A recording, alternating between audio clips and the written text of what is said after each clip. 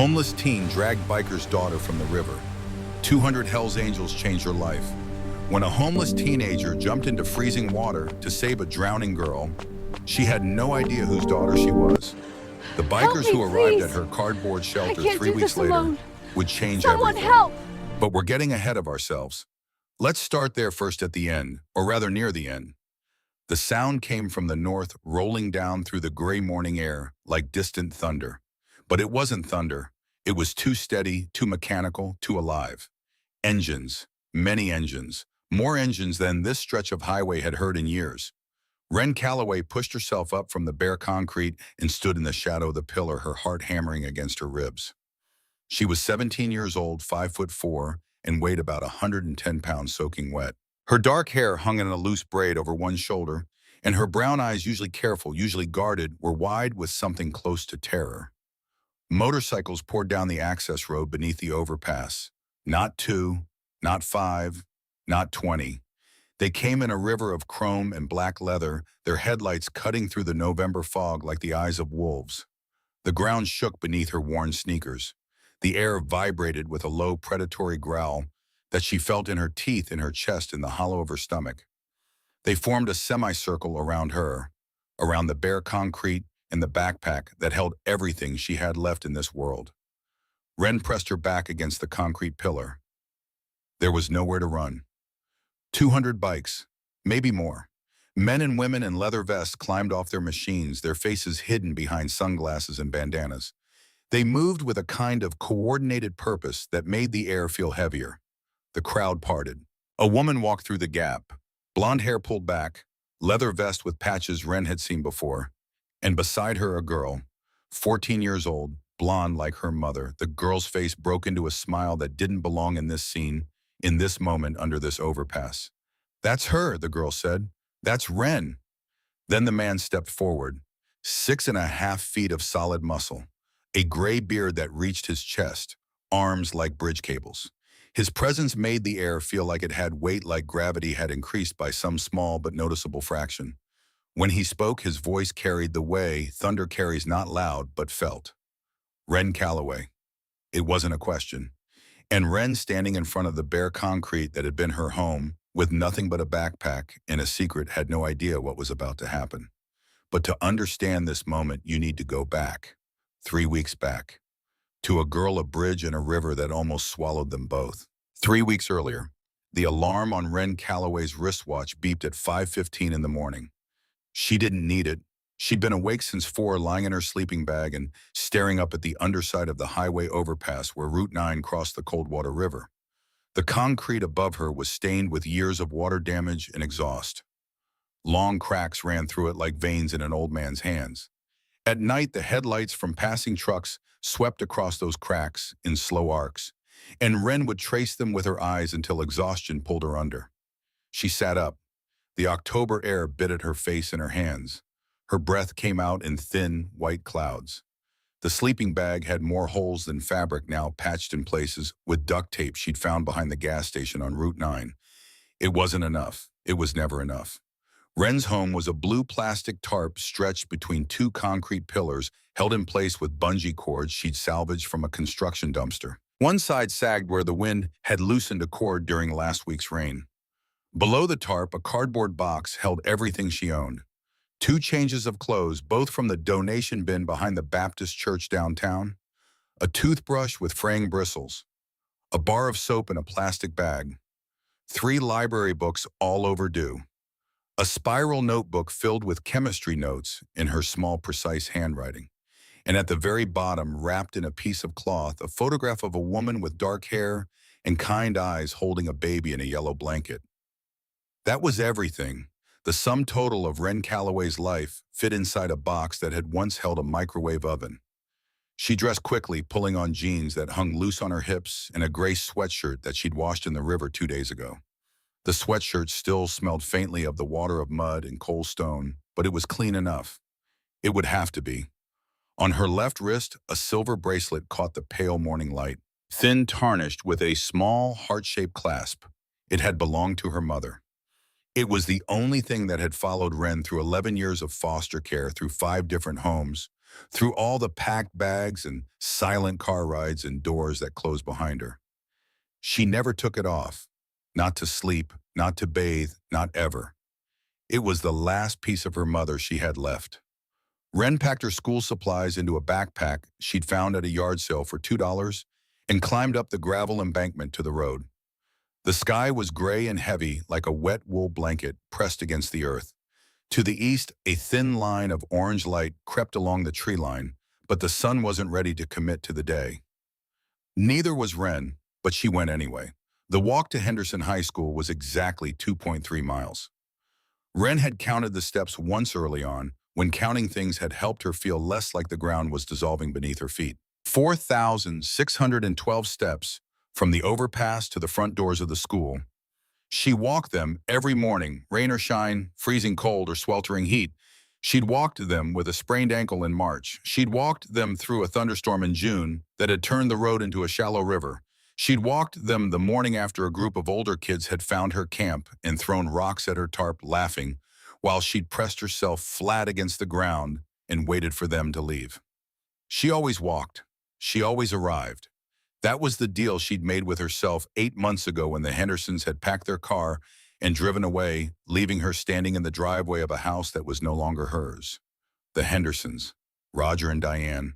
They'd been her fifth foster family in 11 years, and they'd lasted the longest. 14 months. Enough time for Wren to start believing against every instinct she possessed that maybe this one would stick. Maybe this was the family that would last. Before the Hendersons, there had been 4 others. The first she barely remembered, just the smell of lavender fabric softener and a woman's voice singing hymns in the kitchen. She was 6. Her mother had been dead 3 months.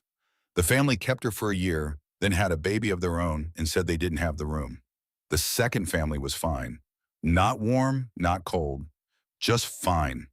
They fed her and clothed her and spoke to her in the careful, measured tone of people performing a duty they took seriously but didn't enjoy.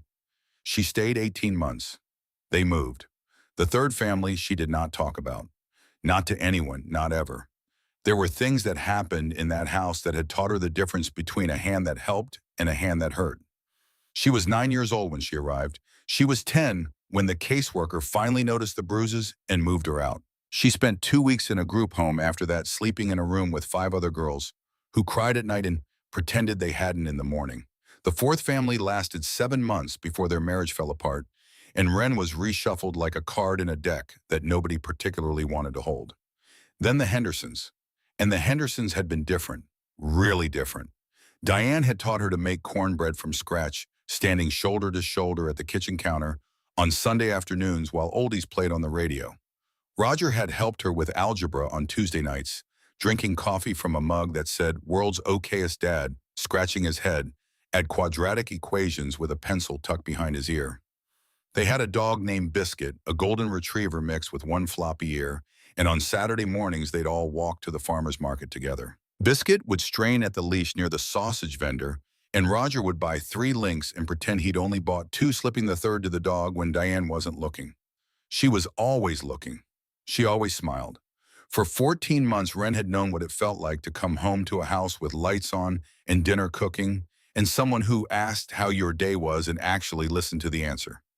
Then Roger got a job offer in Ohio. A good one, better money, better benefits, better everything.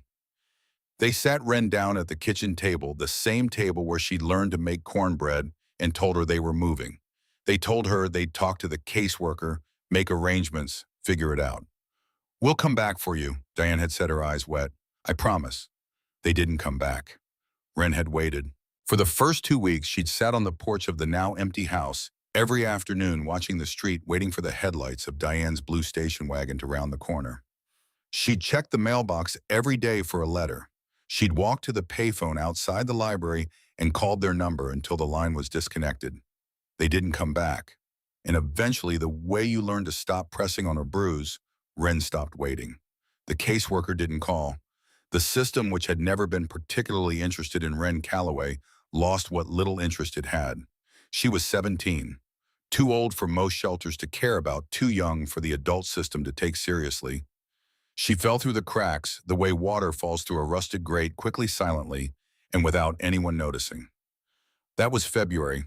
By March, she was living under the overpass. She'd survived the spring and summer by collecting cans for the deposit washing windows at the gas stations along Route 9 and accepting the occasional meal from the Baptist church downtown. The church people were kind but careful. They fed her on Wednesday evenings and Sunday mornings and never asked where she slept. Wren suspected they knew.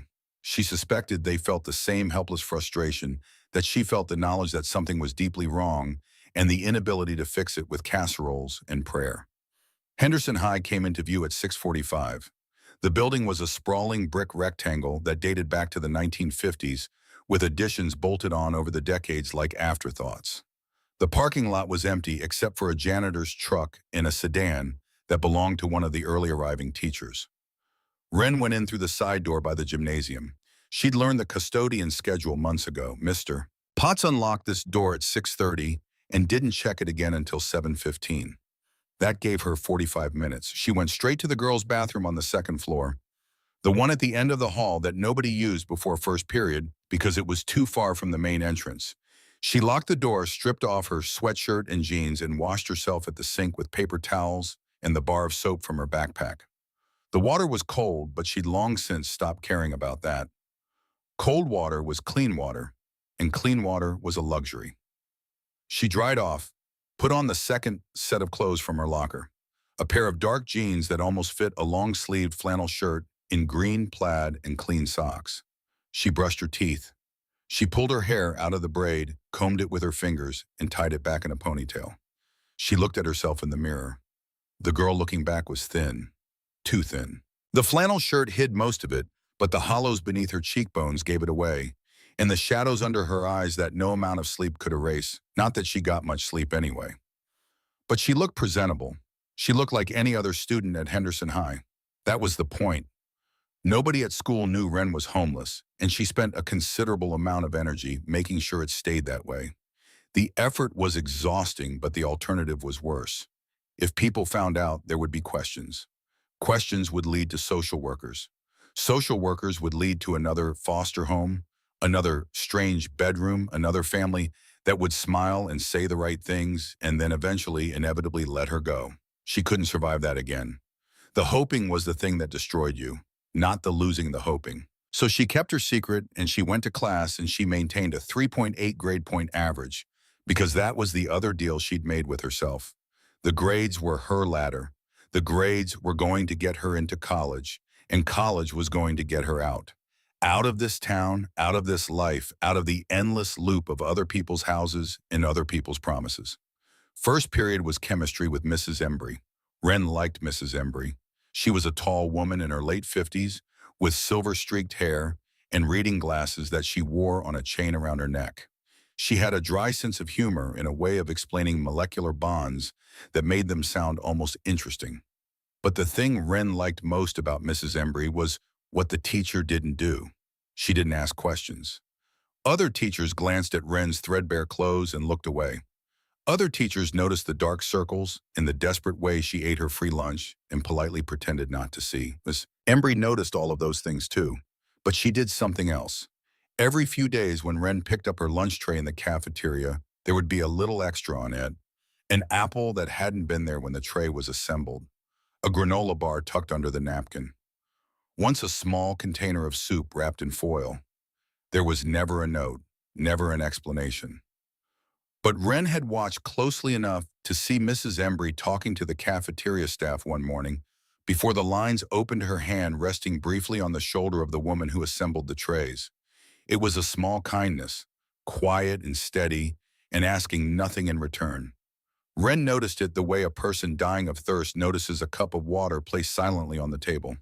She never thanked Mrs. Embry for it because thanking her would mean acknowledging it, and acknowledging it would mean admitting that she needed it. And Wren Calloway could not afford to need anything from anyone. That was the third deal she'd made with herself, and it was the one she broke most often in the privacy of her own mind late at night when the trucks passed overhead and the shadows moved across the cracked concrete.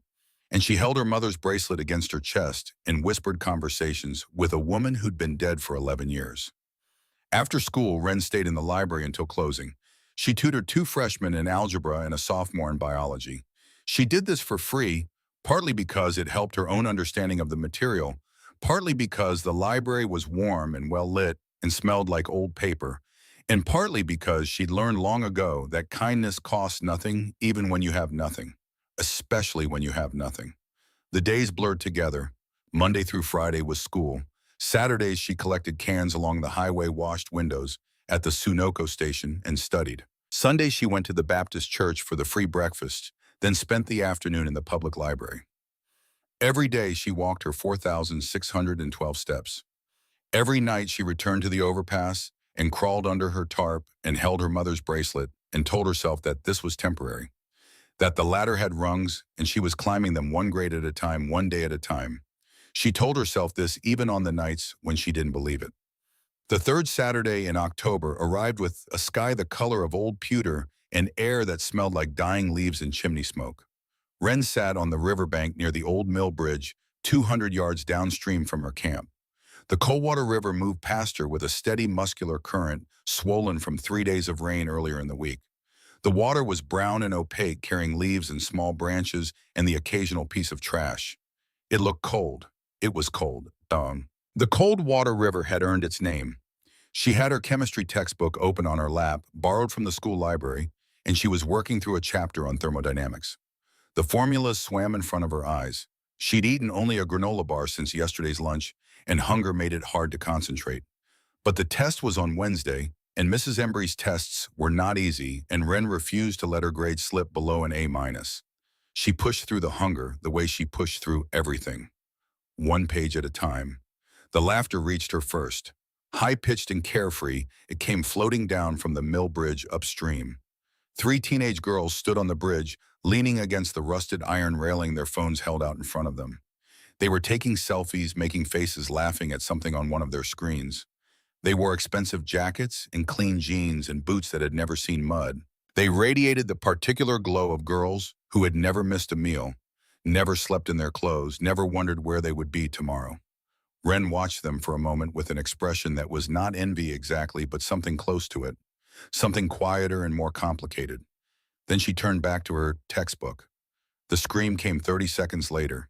It ripped through the quiet afternoon like a knife through silk. Wren's head snapped up. One of the girls on the bridge was pointing down at the water, her mouth open, her eyes huge. Another was screaming a raw animal sound that echoed off the surface of the river. The third girl was gone. No, not gone. Wren saw the splash, saw the ripples spreading from the point of impact beneath the bridge. She saw arms breaking the surface, flailing. She saw a flash of blonde hair and an open mouth gasping for air before the current pulled it all under. The girl had gone over the railing. Wren was on her feet before her mind had finished processing what she'd seen. The textbook fell to the grass pages, fluttering in the breeze. She was already running, her worn sneakers pounding the muddy riverbank, her eyes locked on the spot where the girl had disappeared. The current was fast, faster than it looked from the bank. The girl surfaced again 20 yards downstream, coughing, her arms slapping at the water in blind panic. She went under again, came up, went under. She wasn't swimming, she was drowning. Wren kicked off her sneakers without breaking stride. She hit the water in a running dive that was more desperation than technique, and the cold seized her like a giant fist. It drove the air from her lungs in a single explosive gasp. The water was 48 degrees, maybe less, and it felt like being wrapped in ice. Her muscles locked, her skin burned. Every nerve in her body screamed at her to get out, to turn back, to save herself. She didn't turn back.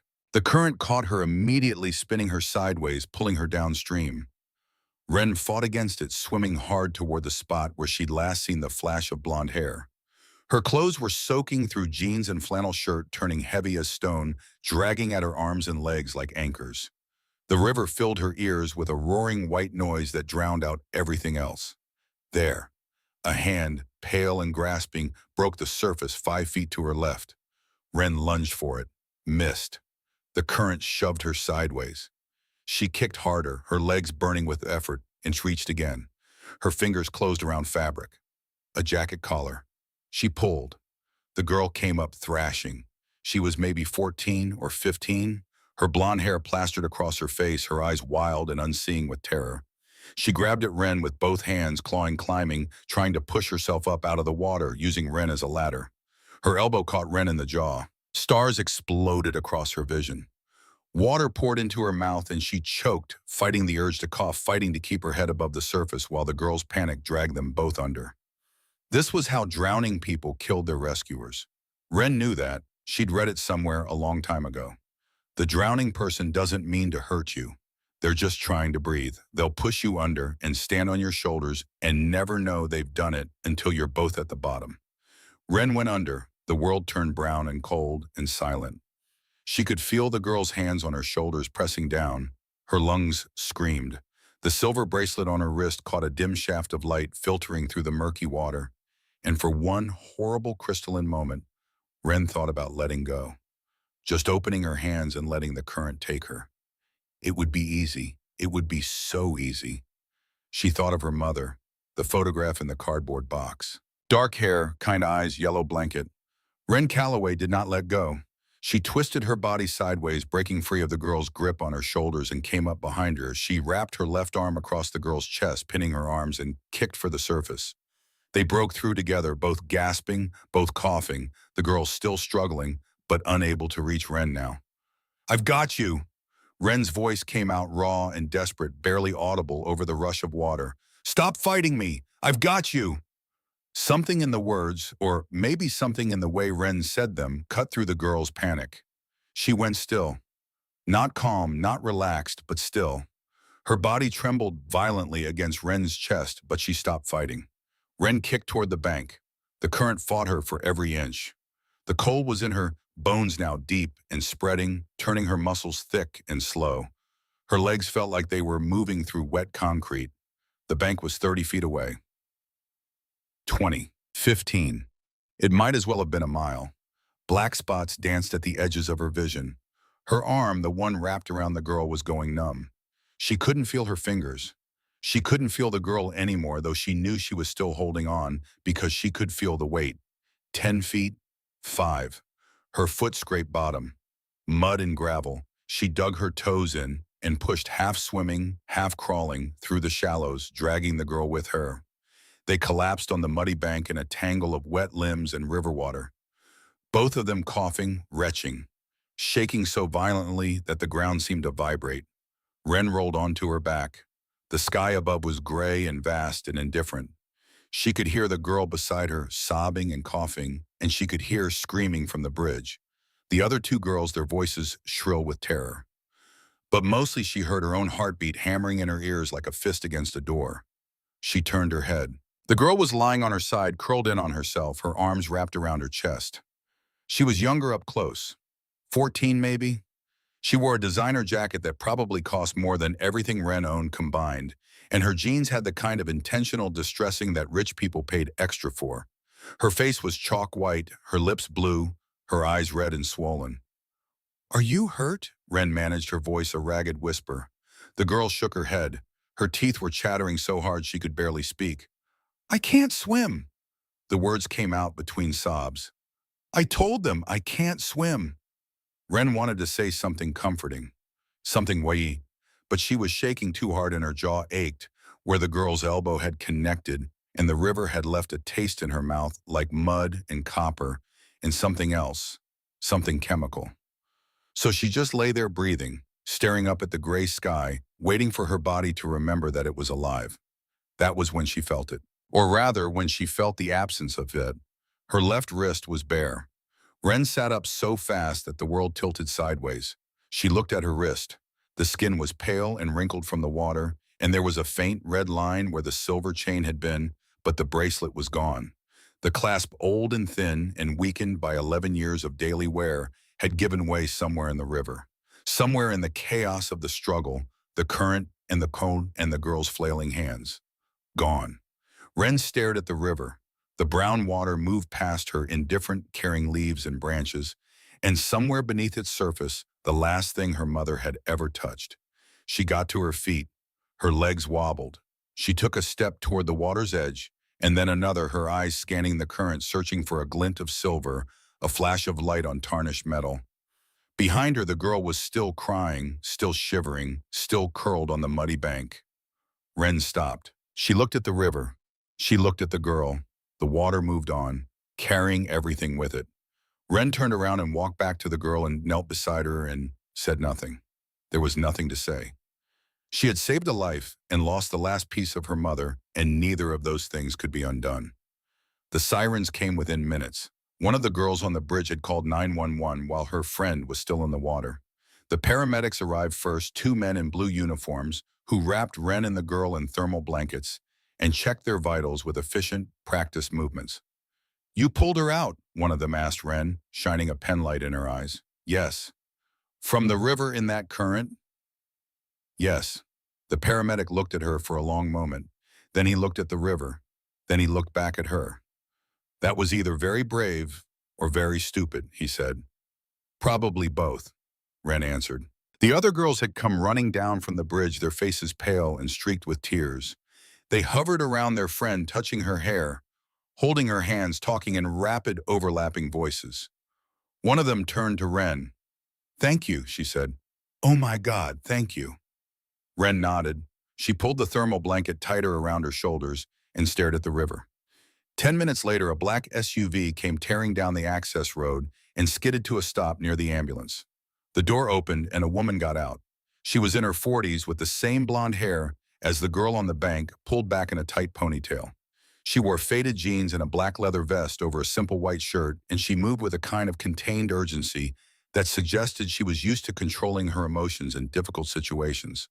But when she saw her daughter sitting on the bank, wrapped in a blanket and alive, the control broke. She dropped to her knees in the mud and pulled the girl into her arms and held her so tightly that Ren could see the tendons standing out in her forearms. She didn't speak. She just held on. After a long moment, the woman pulled back. She cupped her daughter's face in her hands and looked at her. Really looked at her the way you look at something you almost lost. "Mom," the girl whispered. "She saved me. That girl right there. She jumped in and she saved me." The woman turned. Her eyes found Ren, blue eyes sharp and intelligent, still bright with tears that she hadn't fully shed. They moved over Ren's face, over her thin frame, wrapped in the emergency blanket, over her bare feet caked with mud, and Ren saw the woman processing, cataloging, reaching conclusions. The threadbare jeans underneath the blanket, the flannel shirt with a tear in the sleeve, the way Ren's collarbones jutted beneath the fabric, the absence of any parent or guardian rushing to the scene. The woman extended her hand. "I'm Celeste," she said. "You saved my daughter." Ren took the hand. She noticed things about this woman in quick automatic flashes. The calluses on her palm, the rings on 3 fingers, silver heavy, not decorative. The leather vest, which up close was not a fashion statement, but a uniform. It was covered in patches sewn on with thick thread, each one a symbol or a word or an image that Ren didn't recognize. But there was one patch on the left breast, larger than the others, that she did recognize. She'd seen it on TV, on the news and photographs. A winged skull with a helmet. The letters above and below it that spelled out a name known to every person in America who had ever watched the evening news or read a newspaper. Hell's Angels. Ren's hand twitched in Celeste's grip, but the woman's face showed nothing but gratitude, and her eyes were wet with tears that had nothing to do with motorcycle clubs or reputations. She was just a mother whose daughter was alive because a stranger had jumped into a river. "Anyone would have done it," Ren said, "but you did it." Celeste's grip was firm and warm and held on a beat longer than a normal handshake. "What's your name?" "Ren." "Ren." Celeste repeated the name like she was filing it away in a place where important things were kept. "Where are your parents, Ren? We need to thank them." "I'm on my own." The words came out flat and practiced the way they always did. Ren had said them to social workers and teachers and church volunteers and every other well-meaning adult who had ever asked the question. The words were a wall, a polite 3-word wall that has said, "Please stop asking." Most people accepted it. They nodded and looked uncomfortable and moved on. Celeste did not look uncomfortable. Something shifted in her expression. Not pity. Ren had a finely calibrated radar for pity, and this wasn't it. It was something closer to recognition. Like she was seeing something she'd seen before, something she understood. Like she was looking at Ren and seeing not a stranger, but a version of something familiar.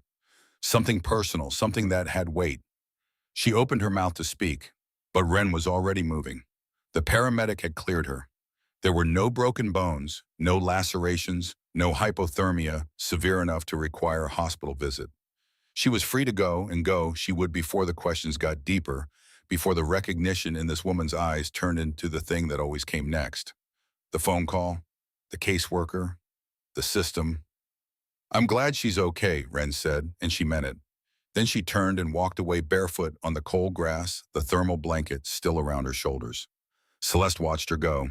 She watched the thin girl with the dark hair walk across the muddy field, toward the road, her bare feet leaving prints in the soft ground, the emergency blanket trailing behind her like a cape. She watched her climb the embankment to the access road and turn north toward the overpass toward the highway. Behind Celeste, her daughter was still wrapped in a blanket, still shivering, still alive. And Celeste Braddock, vice president of a motorcycle club that most of the country feared, stood on the bank of the Coldwater River and made a decision. She didn't announce it. She didn't write it down. She just made it quietly, the way she made all her important decisions in the space between one heartbeat and the next. She was going to find that girl, and she was going to find out who she was and where she came from, and why a 17-year-old was walking barefoot toward a highway overpass with no one in the world to call. Wren left her chemistry textbook on the riverbank, forgotten in the chaos. She left her sneakers somewhere near the water's edge.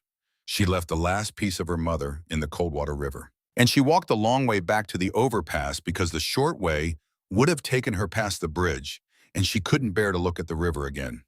Not today. That night, Wren lay in her sleeping bag and could not get warm. She'd hung her wet clothes on a line she'd strung between the concrete pillars, but the October air was damp and cold, and the clothes dripped steadily, making a soft ticking sound that echoed in the space beneath the highway. She was wearing her only other set of clothes, a thin t-shirt and sweatpants, and the sleeping bag was damp from that morning's dew and offered about as much insulation as a newspaper. The temperature dropped as the hours passed. She could see her breath in the pale glow of the highway lights. A cold wind moved through the underpass like a living thing pressing against the tarp, finding every gap, every hole, every place where the duct tape had peeled away. The wind smelled like exhaust and wet leaves and the coming of something harder, something winter-shaped that was gathering itself in the north and moving south with the patience of a season that had all the time in the world. The girl's face kept appearing in her mind, the terror in her eyes, the desperate grip of her hands, the weight of her in the water, the way the current had tried to take them both. Wren had saved a life today. She held her bare wrist against her chest, the one where the bracelet had been. The skin was smooth and empty and felt like a wound. She'd also lost the only thing she had left of her mother. The math of it didn't work. You couldn't weigh a life against a piece of silver. You couldn't add up courage on one side and grief on the other and come out with a clean answer. The girl was alive. That mattered. That mattered more than anything. But the bracelet was gone and Wren's mother was dead, and no amount of meaning was going to fill the space on her wrist where 11 years of memory had lived. She curled on her side and pressed her fist against her mouth and cried. Not loudly. She had learned long ago to cry quietly in foster homes, where tears were ignored or punished, or worst of all, used against you. She cried the way the river ran, steady and silent and carrying everything with it. Above her, the highway hummed with late-night traffic. A car horn sounded somewhere far away, sharp and brief and meaningless. Wren watched the shadows shift on the concrete ceiling and held her bare wrist against her chest and waited for the morning. Monday came the way it always came, gray and cold and demanding nothing from the world except that it keep turning. Wren walked her 4,612 steps to Henderson High. She washed up in the second-floor bathroom. She changed into her school clothes, which were still faintly damp but wearable. She pulled her hair back and looked in the mirror and saw the same face she always saw, a little more tired, a little thinner, a little more hollowed out around the eyes. She went to first period chemistry and sat in her usual seat and opened her borrowed textbook, the same one she'd left on the riverbank, she realized with a sinking feeling. She didn't have it. It was gone, like the bracelet, like her sneakers, like everything else the river had taken. She'd have to tell the librarian. She'd have to pay for it. She had $11 in a coffee can under her tarp. Mrs. Embry was writing molecular formulas on the whiteboard when Wren sat down.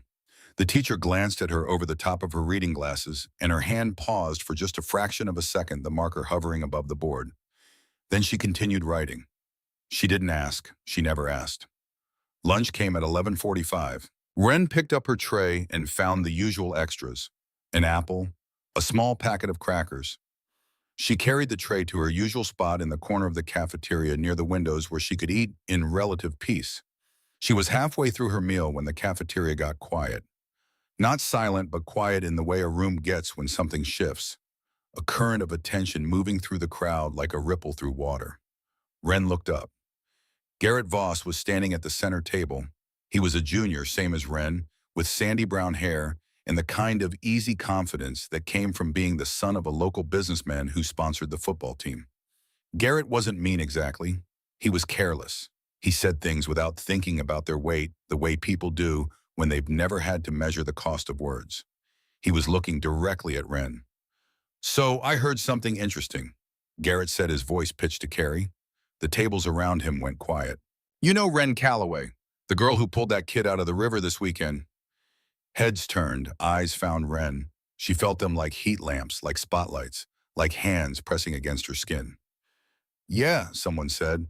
"I heard about that. It was on the news." "Pretty cool, right?" Garrett continued. He wasn't being malicious. That was almost worse.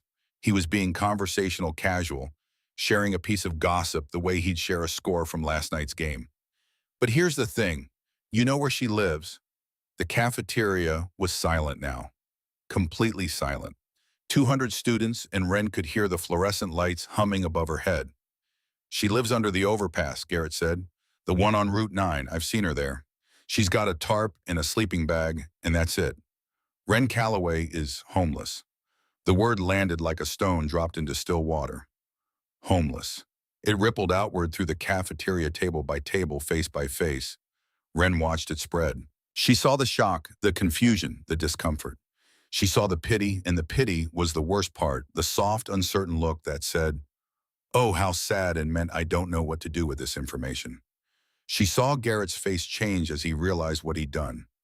Not immediately, not fast enough, but eventually, a flicker of something that might have been regret crossing his features as the silence stretched and deepened, and Wren sat frozen in her corner, with her tray of food and her $11 and her empty wrist and the weight of 200 pairs of eyes pressing down on her like concrete. Wren stood up. She picked up her tray. She walked to the dish return window, set the tray down, and walked out of the cafeteria without looking at anyone. She made it to the second-floor bathroom before the shaking started.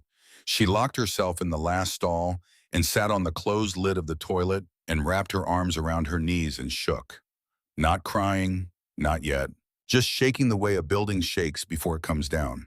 She'd held it together for 8 months. 8 months of secrets, of careful routines, of washing her face in this very bathroom and changing her clothes and telling herself that nobody could see.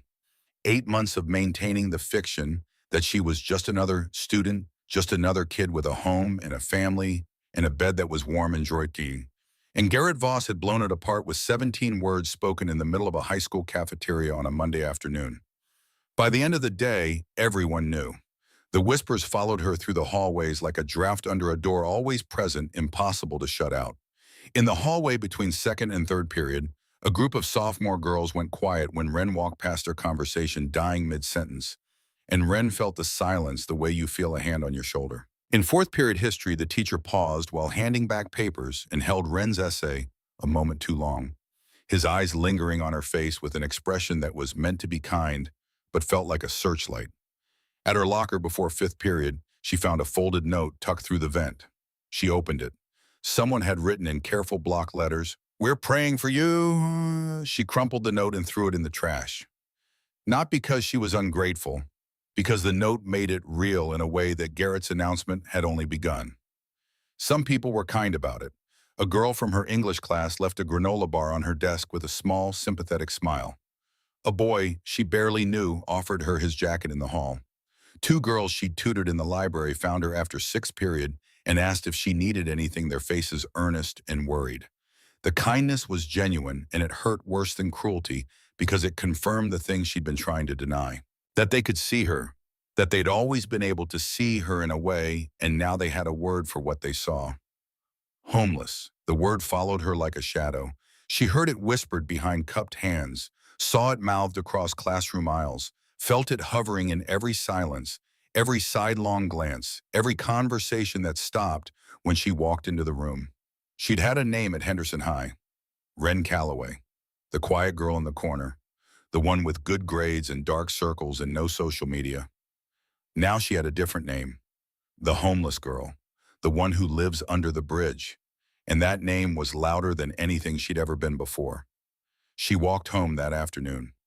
4,612 steps. Except she didn't walk. She ran. Not jogging, not hurrying, but running her backpack, slamming against her spine, her lungs burning her feet, hitting the pavement with the flat, desperate rhythm of an animal heading for its burrow. She ran past the gas station and the strip mall and the empty lot where someone had dumped a washing machine. She ran past the turnoff for the Baptist church and the gravel pull-off where truckers sometimes parked for the night. She ran until the overpass came into view, and then she slowed because there was nowhere left to run to. She crawled under her tarp and pulled her sleeping bag over her head and lay in the gray half-light, and the tears came. Not because she was cold, though she was. Not because she was hungry, though she was. Not because she was tired or sore or afraid, though she was. All of those things always constantly in a low hum that never fully stopped. She cried because the last thing she'd had, the one thing the streets hadn't taken from her, the quiet, private dignity of being just a girl at school, was gone. The bracelet was gone. The secret was gone. And Wren Calloway, lying under a blue tarp in the growing dark, seriously considered whether there was any reason at all to get up in the morning and walk those 4,612 steps ever again. She thought about it for a long time. She thought about what it would mean to stop going, to just stay under the tarp and let the days pass and become the thing they already thought she was. She thought about how easy it would be, how the absence of effort would feel like relief, the way putting down a heavy bag feels like relief, even when the bag contains everything you own. She thought about her mother, about the photograph in the cardboard box, which was still here, which the river hadn't taken. Dark hair, kind eyes, yellow blanket. Her mother had been 23 when she died. She'd been a waitress at a diner off the interstate, working double shifts to pay for night classes at the community college. She'd been trying to become a nurse. She'd been trying to build a life. She hadn't finished. A car accident on a winter road had made sure of that. But she'd been trying. Right up until the end, she'd been trying. Wren pressed her bare wrist against her chest. The bracelet was gone, but the memory of its weight was still there, a phantom sensation like a heartbeat in a place where no art lived. She didn't decide to go back to school. Not exactly. She didn't make a resolution or a promise or a deal with herself. She just lay there in the dark and felt the weight of her mother's absence and knew somewhere beneath the grief and the shame and the exhaustion that stopping was not something she was able to do. Not because she was brave, not because she was strong, but because her mother had been trying and Wren was her mother's daughter, and stopping was not in the blood. The trucks passed overhead. The headlights swept across the cracked concrete. And somewhere downstream, the Coldwater River carried a thin silver bracelet further and further from the girl who had lost it, tumbling it over stones and through roots and into the dark, cold places where lost things go when nobody comes looking for them. Wren did not go back to school on Tuesday. She woke before dawn, the way she always did, and she lay in her sleeping bag and stared at the underside of the highway and listened to the trucks passing overhead and told herself to get up, to walk the 4,612 steps, to wash her face in the second-floor bathroom and sit in her seat in Mrs. Embry's chemistry class and pretend that nothing had changed. But everything had changed. The word was out there now. Homeless, floating through the hallways of Henderson High like smoke seeping under doors filling rooms before she even entered them. She couldn't take it back. She couldn't unspeak what Garrett Voss had spoken. The careful architecture of 8 months, the routines, the disguises, the daily performance of normalcy had been reduced to rubble in a single lunch period. She lay there until the sun came up. Then she turned on her side and pulled the sleeping bag over her head and stayed. She did not go back on Wednesday either. On Wednesday, she spent the morning at the public library sitting in the reference section with a book she wasn't reading, her eyes fixed on the middle distance. The librarian, a white-haired woman named Mrs. Dietrich, brought her a cup of tea without being asked and set it on the table beside her. The cup was warm in Wren's hands, and she held it long after the tea went cold, just for the feeling of holding something warm. In the afternoon, she walked to the Sunoco station on Route 9 and washed the windshields of 18 cars. The owner, a heavy man named Phil, who had never asked her a single personal question in 8 months, paid her $12 and let her use the bathroom. She bought a loaf of bread and a jar of peanut butter at the convenience store next door and carried them back to the overpass. She did not go back on Thursday. On Thursday morning, a car pulled off the highway and came down the access road beneath the overpass. Wren heard it from inside her tarp and went still, the way a rabbit goes still when it hears a hawk. Cars didn't come down here often. When they did, it was usually kids looking for a place to drink, or someone dumping trash, or once a man who had pulled over to sleep and woke up startled and angry to find a teenager living 10 feet from his bumper. This car was different. It was a white sedan with a government plate. It stopped 30 feet from Wren's shelter, and the engine cut off and the door opened, and a woman stepped out. She was in her 30s with short brown hair and a navy blue blazer over a white blouse. She carried a leather folder in one hand and a phone in the other. She wore sensible shoes and the expression of someone who had done this before and did not enjoy it. Wren Calloway. Wren stood up slowly. She could feel the shape of what was coming, the way you feel a storm in the barometric pressure, a heaviness in the air, a tightening in the chest. My name is Patricia Hollis. I'm with the Department of Children and Families. The words landed in Wren's stomach like stones. Your school reported 3 consecutive, unexcused absences. When they attempted to contact your guardian of record, they found the number disconnected. They notified our office. Patricia Hollis looked at the tarp, the sleeping bag, the cardboard box. Her expression didn't change, but something tightened around her eyes, a small contraction of the muscles that said this was worse than she'd expected. I need to ask you some questions. Wren knew how this went. She'd been through it before. 5 times, 5 families, 5 sets of questions asked in careful professional voices by people who were doing their jobs and doing them competently, and who would, when the paperwork was filed and the boxes were checked, move her somewhere else. I understand that your previous foster placement, the Henderson family, relocated out of state approximately 8 months ago. Is that correct? Yes. And since that time, you've been living here, under this overpass? Yes. Patricia Hollis wrote something in her folder. Wren, you understand that as a minor without a legal guardian, the state has an obligation to ensure your safety and welfare. I'm going to need to arrange temporary placement for you while we sort out your case. What does that mean? It means a group home initially, then we'll work on finding an appropriate foster family. In this town, Patricia hesitated. It was a small hesitation, barely half a second, but Wren caught it. She caught everything. She'd learned to read the pauses and the glances and the small involuntary movements of the face the way other people read books. We'll do our best to keep you in the area, but I can't make promises about placement. It depends on availability. It depends on availability. The sentence meant nothing and everything. It meant that Wren Calloway, who had built a life out of nothing in this town, who had maintained a 3.8 GPA while sleeping under a tarp, who had friends in the library and a routine at the gas station, and a teacher who left apples on her lunch tray, could be loaded into a car and driven to a different town, a different school, a different life, because a bed happened to be available 200 miles away. When Wren asked, I'll be back tomorrow with the paperwork. You'll need to come with me then. Patricia Hollis got back in her white sedan and drove away, and Wren stood under the overpass and watched the car disappear up the access road, and the fear that she felt was not the sharp electric fear of the river, the kind that came and went in a burst of adrenaline. It was the slow, heavy kind, the kind that sat in your chest like concrete and made it hard to breathe, the kind she'd felt before 5 times before standing in 5 different doorways, with a bag packed and no idea where she was going. She was losing everything again. She sat down on the cold ground and wrapped her arms around her knees and pressed her forehead against her legs. She didn't cry. She was past crying. The tears from Monday night had emptied something in her, and what was left was dry and hollow and quiet.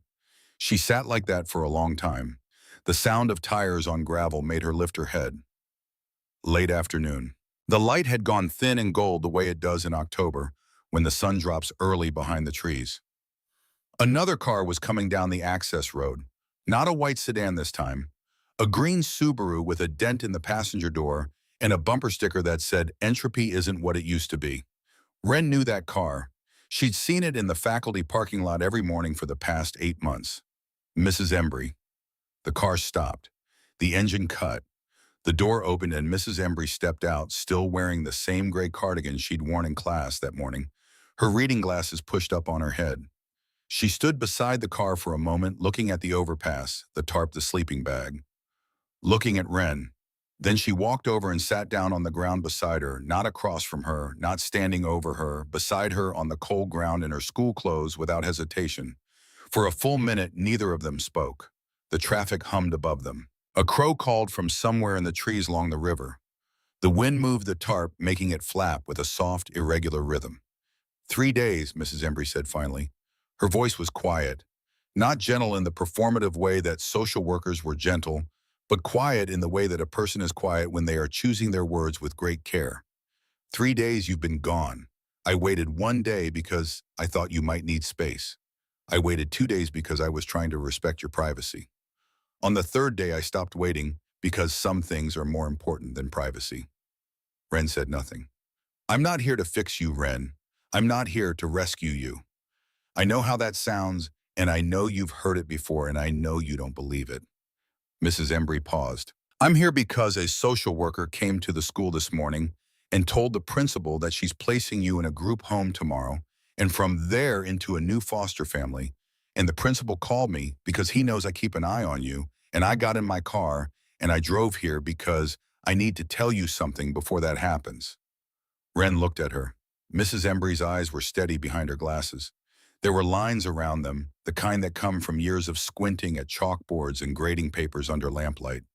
But the eyes themselves were clear and direct. I grew up in foster care, Mrs. Embry said. The words hung in the air like a held breath. From the time I was 4 until I aged out at 18. 7 homes, some were fine, some were not. I know what it's like to pack a bag and get in a car and not know where you're going. I know what it's like to have someone promise they'll come back for you and then not come back. I know what that does to a person. How it teaches you to keep the walls up, to stay light, to never put your full weight on anything because anything can be pulled out from under you. Wren's throat was tight. She couldn't speak. I also know what it's like to almost give up, to lie in the dark and think about all the reasons to stop trying. And I know what it's like to get up anyway, not because you're brave, but because something in you won't let you stop. Mrs. Embry turned to face her fully. I've filed an emergency petition for temporary guardianship. It's not permanent. It doesn't mean I'm your mother. It means the state can't move you while the petition is being reviewed, which buys us at least 3 to 4 weeks. Enough time to figure out a real plan. Wren stared at her. Why? Because you have a 3.8 GPA and you sleep under a bridge. Because you tutor children for free. Because you jumped into a freezing river to save a stranger. Because I've been watching you for 8 months and I see someone who is doing something extraordinary, and I will not stand by and watch the system break that. A long silence. They all say they'll stay, Wren said. Her voice was small and rough, like something scraped against stone. Every one of them. They all say it, and they all mean it, and then they don't. Mrs. Embry didn't flinch. I know, and I'm not going to tell you I'm different because that's exactly what they all said. I'm going to tell you something else instead. She paused. I'm going to tell you that what I'm offering is not forever. It's 3 to 4 weeks. That's it. That's all I can promise because that's all I can control. But for those 3 to 4 weeks, you will not be moved. You will not be shipped to a group home. You will stay in this town, in your school, with your grades and your library and your life. She stood up and brushed the dirt from her cardigan. You can say no, it's your choice. But the social worker is coming back tomorrow morning, and if you don't have a guardian on file by then, she's taking you. Wren looked up at her. The sky behind Mrs. Embry's head was fading from gold to deep blue. The first star was visible low in the east, faint and persistent. I don't trust anyone, Wren said. It came out like a confession, like something she'd been holding in her chest for years and was finally setting down, not because it was safe to, but because she was too tired to carry it anymore. I know, Mrs. Embry said. You shouldn't have to. Not at 17. But here we are. Wren nodded. It was barely a movement, just a slight dip of her head, but Mrs. Embry saw it. Come on, the teacher said. Let's get your things. Wren's things fit into one cardboard box. It took less than 2 minutes to pack. She carried the box to Mrs. Embry's car and set it in the back seat, and when she climbed into the passenger seat and pulled the door shut, the warmth of the heater hit her like a wave, and she had to close her eyes against the sudden, overwhelming sensation of being inside something solid and warm and moving. She kept her eyes closed all the way to Mrs. Embry's house. 50 miles away, in a converted warehouse on the edge of a town called Bridgeford, Celeste Braddock sat at a long wooden table and waited for the room to get quiet. The room was large and smelled of motor oil and coffee and the faint, permanent residue of cigarette smoke that had seeped into the walls over decades. Flags and banners hung from the rafters. A bar ran along the back wall, unmanned at the moment, but stocked with bottles that caught the overhead light. 37 men and women sat in folding chairs, arranged in rough rows, their leather vests a mosaic of patches and insignia. This was church. Not the kind with hymns and pews, but the kind where decisions were made and debts were settled, and the business of the club was conducted with a formality that would have surprised anyone who thought motorcycle clubs ran on chaos. Celeste stood at the head of the table. Beside her, her brother Magnus, who everyone called Crusher, sat in the president's chair, his massive arms folded across his chest, his gray beard resting on his forearms. He was watching his sister with the quiet, focused attention of a man who trusted the people he loved and was waiting to see what they would do with that trust. Most of you heard what happened at the Coldwater River, Celeste began. Her voice was controlled steady. The voice of a woman who had learned long ago that the way to move a room full of hard people was not with volume, but with precision. My daughter Josie went into the water. She can't swim. The current was strong. She would have drowned. The room was silent. These were not people who interrupted. A girl pulled her out, a 17-year-old girl who happened to be sitting on the riverbank when it happened. She didn't wait. She didn't call for help. She kicked off her shoes and went in. Celeste paused. I asked Nightingale to look into her, to find out who she is. She nodded toward the back of the room where a woman with silver hair and kind eyes sat with a manila folder on her lap. Nightingale, she'd been a social worker for 22 years before she retired, and she still had contacts in the system. People who owed her favors, people who trusted her enough to bend the rules when the rules needed bending. Nightingale stood and opened the folder. Her name is Wren Calloway, 17 years old. Mother died when she was 6, father unknown. She entered the foster care system at age 6 and has been in 5 separate placements over 11 years. She turned a page. The first placement ended after 1 year when the family had a biological child. Second placement, 18 months, family relocated. Third placement. Nightingale paused. The pause was heavy. The room felt it. Third placement lasted 11 months. The foster father was later investigated for physical abuse. Wren was removed and placed in a group home temporarily before being moved to a fourth placement, which lasted 7 months before the foster parents divorced. Fifth and final placement was the Henderson family, who relocated to Ohio in February of this year and left Wren behind. She closed the folder. Since February, Wren has been living under the Route 9 overpass. She has continued to attend Henderson High School every day. Her GPA is 3.8. She tutors younger students. She collects wines and washes car windows to survive. She has no legal guardian, no income, no support system. Nightingale sat down. The room was very quiet. She saved my daughter, Celeste said. She had nothing and she gave everything. She didn't know who Josie was. She didn't know who we are. She just jumped. Celeste looked around the table. 37 faces, some hard, some weathered, some scarred, all of them looking at her. I'm proposing we help her. Fully. An apartment in the building Stitch's uncle owns on Prospect Street. Living expenses until she's 18 and can sign her own lease. A job with the construction crew. Weekends flexible with her school schedule. Doc handles the legal side, gets her emancipation paperwork started, gets her documents in order for college. Nightingale coordinates the social services angle. She let the proposal sit for a moment. This isn't charity, this is recognition. She showed the kind of courage and character that we patch people in for. She earned this. A hand went up in the third row. Razor. He was in his late 50s, built like a cinder block, with close-cropped gray hair and a face that looked like it had been carved from hardwood with a dull knife. His eyes were dark and flat and gave away nothing. He'd been with the club for 28 years, longer than anyone else in the room except Crusher, and his opinion carried weight. The kind of weight that could tip a vote. "Can I speak?" His voice was low and rough, a voice of a man who smoked for 30 years and quit too late. Crusher nodded. Razor stood. He didn't rush. He planted his boots and squared his shoulders and looked at Celeste with an expression that was not hostile, but was very, very far from agreement. "I hear what you're saying, and I understand why you're saying that. Your daughter is alive because of this girl. That means something. Nobody in this room is going to argue with that." He paused. "But what you're proposing isn't a thank you card and a fruit basket. You're talking about taking responsibility for a minor, a homeless minor with a history that reads like a disaster report. 5 homes, abuse, abandonment.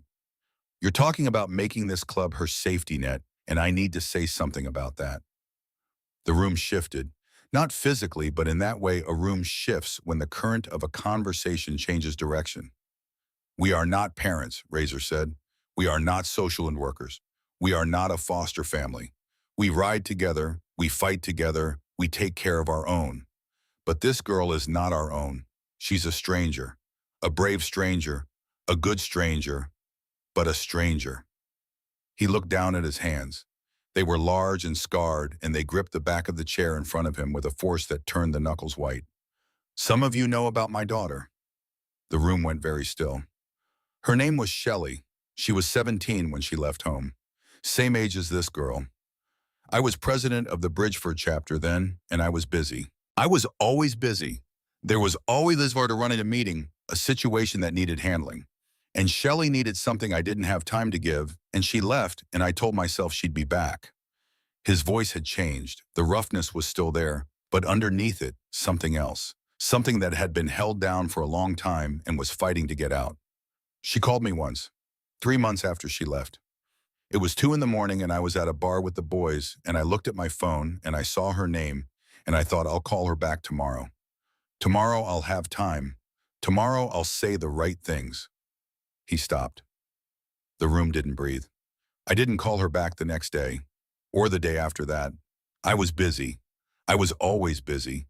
And every day I didn't call made it harder to call, because every day that passed was another day I'd have to explain, another day of silence I'd have to account for. So the days turned into weeks, and the weeks turned into months, and I told myself she was fine, she was tough. She was my daughter, and my daughter was a survivor. She wasn't back. She was on the street for 2 years, living in shelters and cars and places I don't want to think about.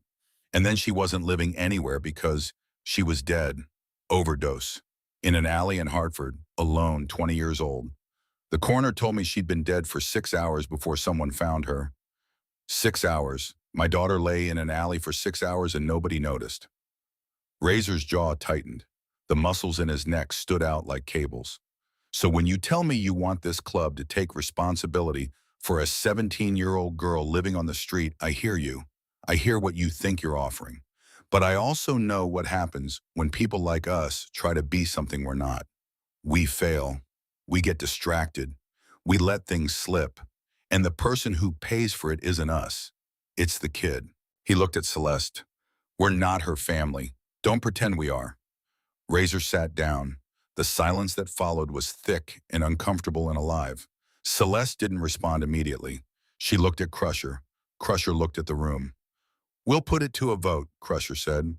"All in favor of Celeste's proposal." Hands went up. Celeste counted. 18. All opposed.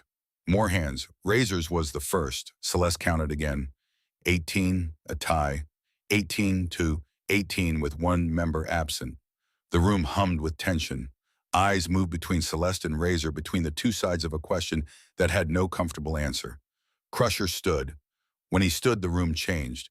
Not because he demanded it, but because a man of his shears and presence standing in a room creates a kind of gravitational shift that is physical and undeniable.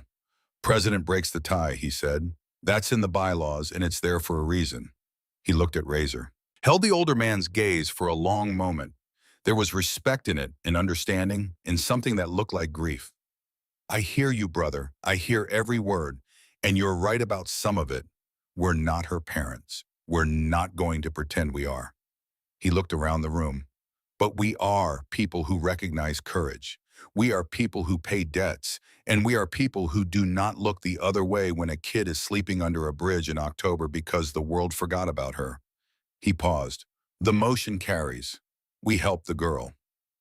The storm came on the first Tuesday of November. It had been building for days. The weather reports called it a nor'easter, a massive system moving up the coast, dragging rain and wind and dropping temperatures behind it like a wake. By Monday evening, the sky had turned the color of a bruise, and the wind had picked up to a steady 30 miles an hour, with gusts that rattled windows and sent trash cans spinning down empty streets. Wren was back at the overpass. She had stayed at Mrs. Embry's house for 4 days after the social worker's visit. 4 days of sleeping in a real bed, eating real meals, showering with hot water. 4 days that should have felt like rescue, but instead felt like standing on borrowed ground, aware with every breath that this was temporary, that Mrs. Embry's guardianship petition was a stopgap, not a solution, and that the longer she stayed, the harder it would be to leave. So she left. On Sunday afternoon, while Mrs. Embry was at the grocery store, Wren packed her cardboard box, wrote a note that said thank you and I'm sorry, and left it on the kitchen table and walked back to the overpass. Mrs. Embry had come looking for her that evening.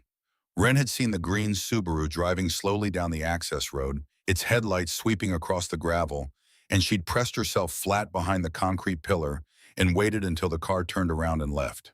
She felt guilty about it. She felt guilty about a lot of things, but guilt was a feeling she knew how to carry, and gratitude, real gratitude, the kind that came with trust and dependence and the terrifying possibility of getting used to something good that was a weight she didn't know how to bear.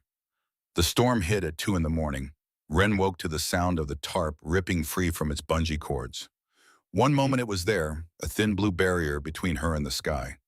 The next moment, the wind took it, snatching it away with a violence that sounded like a gunshot, and suddenly she was lying in her sleeping bag, in the open air, rain hammering down on her like fists.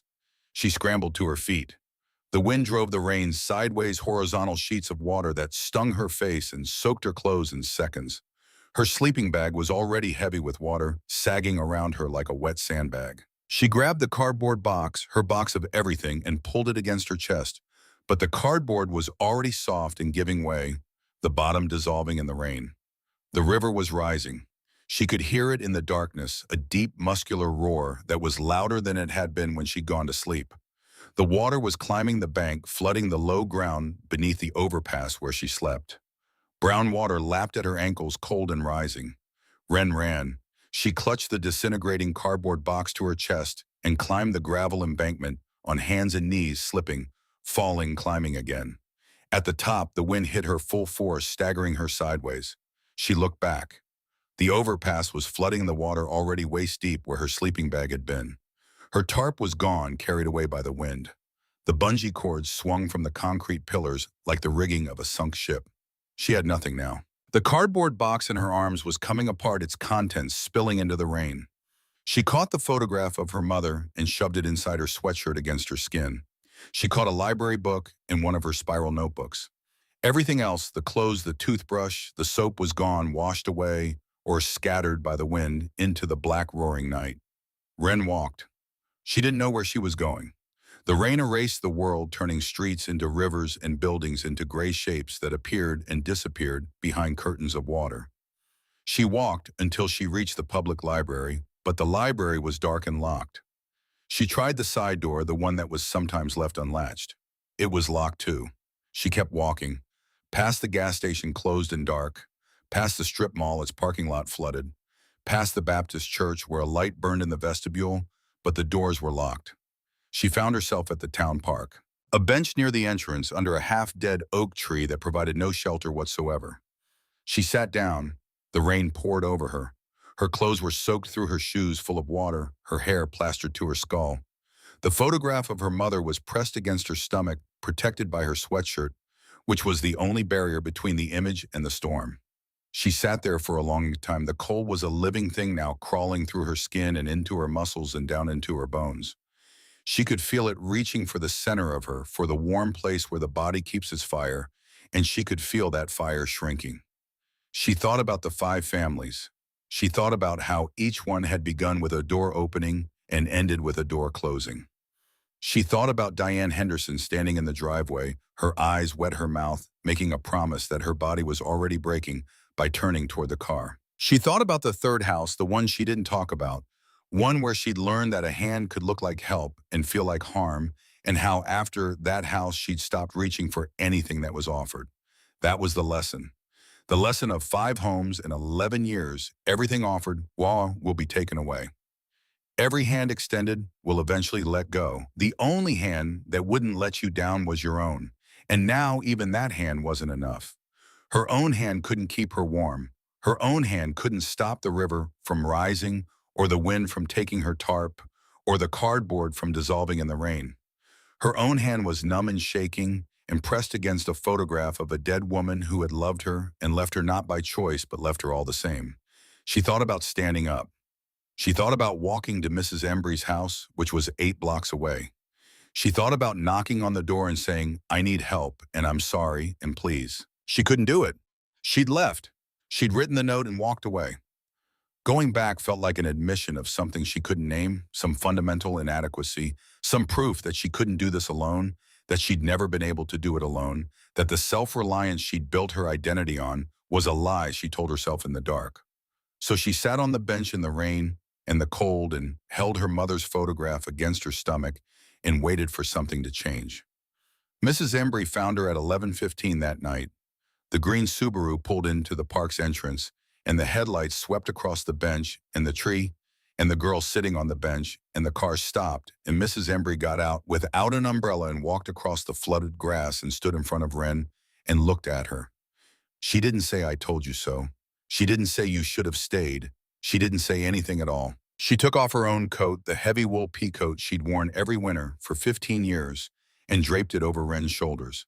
Then she held out her hand. Wren took it. In the car, the heater ran full blast. Wren shivered in the passenger seat, her teeth chattering, her fingers too numb to feel the coat around her shoulders. Mrs. Embry drove in silence. The wipers beat against the rain. The roads were empty. At Mrs. Embry's house, a small Cape Cod on Birch Street with a porch light that burned all night, the teacher led Wren inside and sat her down in the kitchen and wrapped a blanket around her and made tea that Wren couldn't hold because her hands were shaking too badly. So Mrs. Embry held the cup for her. She held it to Wren's lips and tipped it gently the way you give water to a child. And the tea was hot and sweet, and it burned going down, and Wren felt the fire in her center flicker back to life. "You're staying," Mrs. Embry said. Not a question, not a request. A statement of fact delivered in the same tone she used when explaining that atoms could not be created or destroyed.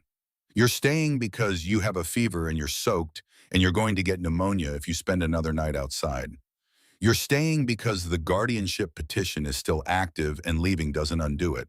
And you're staying because I'm asking you to, and I know that doesn't mean much to you right now, but I'm asking anyway." Wren looked at her. The fever was already rising, a hot, tight sensation behind her eyes that made the kitchen lights seem too bright. "I left a note," she said. Her voice was barely there. "I read it. I said I was sorry, but I know. I am sorry." Mrs. Embry looked at her for a long time. The clock on the kitchen wall ticked.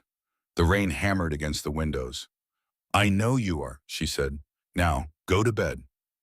The fever broke through by morning. Wren woke in the spare bedroom drenched in sweat, the sheets tangled around her, her body alternating between burning heat and bone-deep cold. The room tilted when she opened her eyes. The ceiling fan above her spun in lazy circles that her eyes couldn't track. Mrs. Embry checked on her every 2 hours, brought water, brought soup, brought ibuprofen that Wren swallowed and forgot about. At some point, the school nurse came by, a kind woman who checked Wren's temperature and listened to her chest and said she needed rest and fluids and time.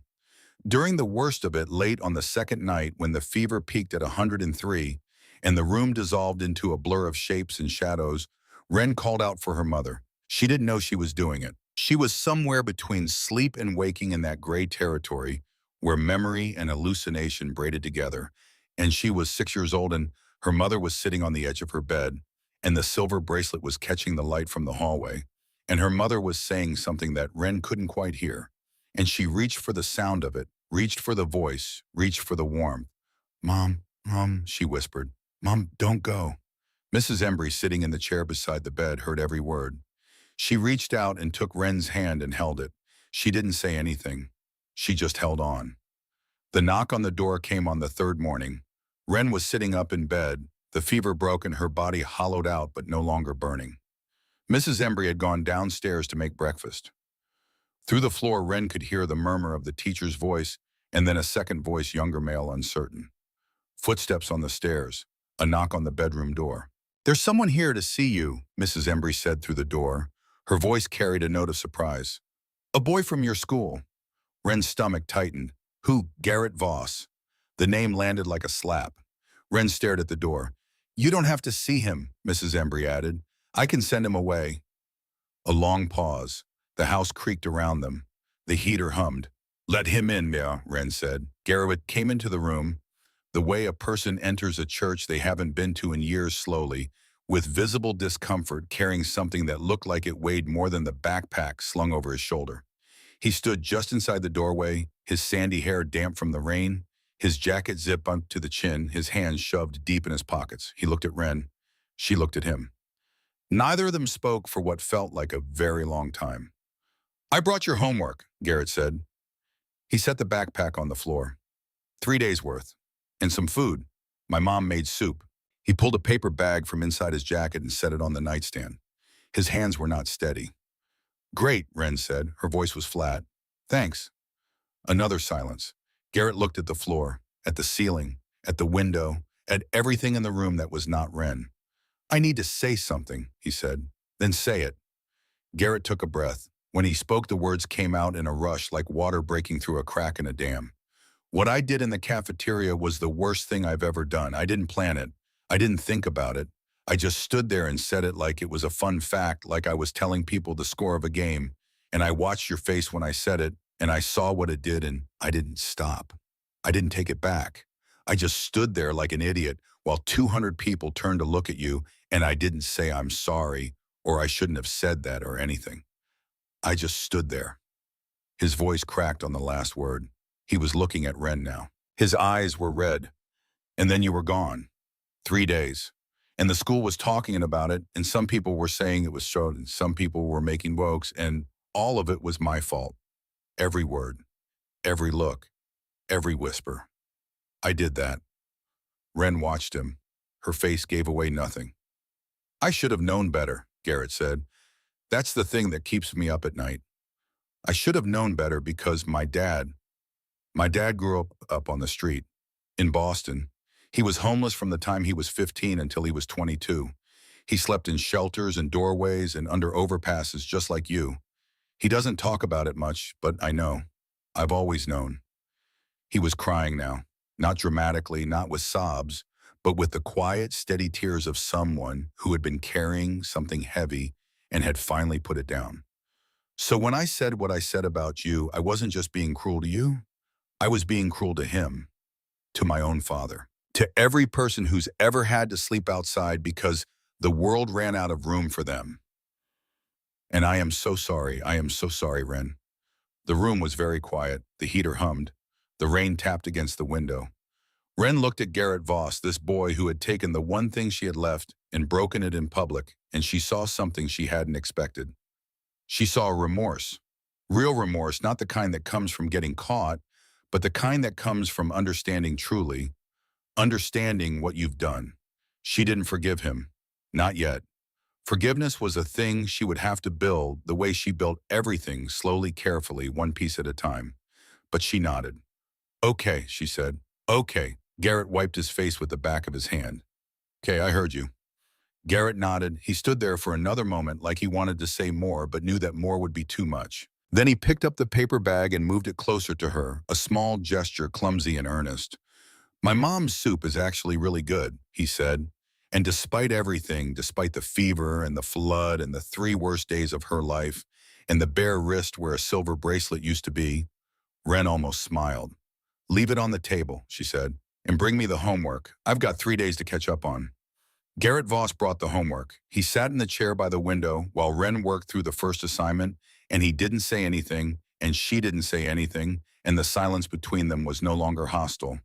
It was just two people sitting in a room, one of them trying to make amends, and the other trying to decide if amends were something she could accept. It was a beginning, small and fragile and uncertain, but it was there. Outside, the rain continued to fall. The Coldwater River, swollen and dark, churned through the town with the mindless force of water that has somewhere to be. And somewhere in its depths, tangled in roots, half a mile downstream from the old mill bridge, a thin silver bracelet rested in the silt, waiting for a hand that didn't know it was coming. The fever left her body the way a tide leaves the shore, slowly, unevenly, pulling back in stages. On the fourth morning at Mrs. Embry's house, Wren woke before dawn and knew before she opened her eyes that the worst had passed. The burning was gone. The room had stopped tilting.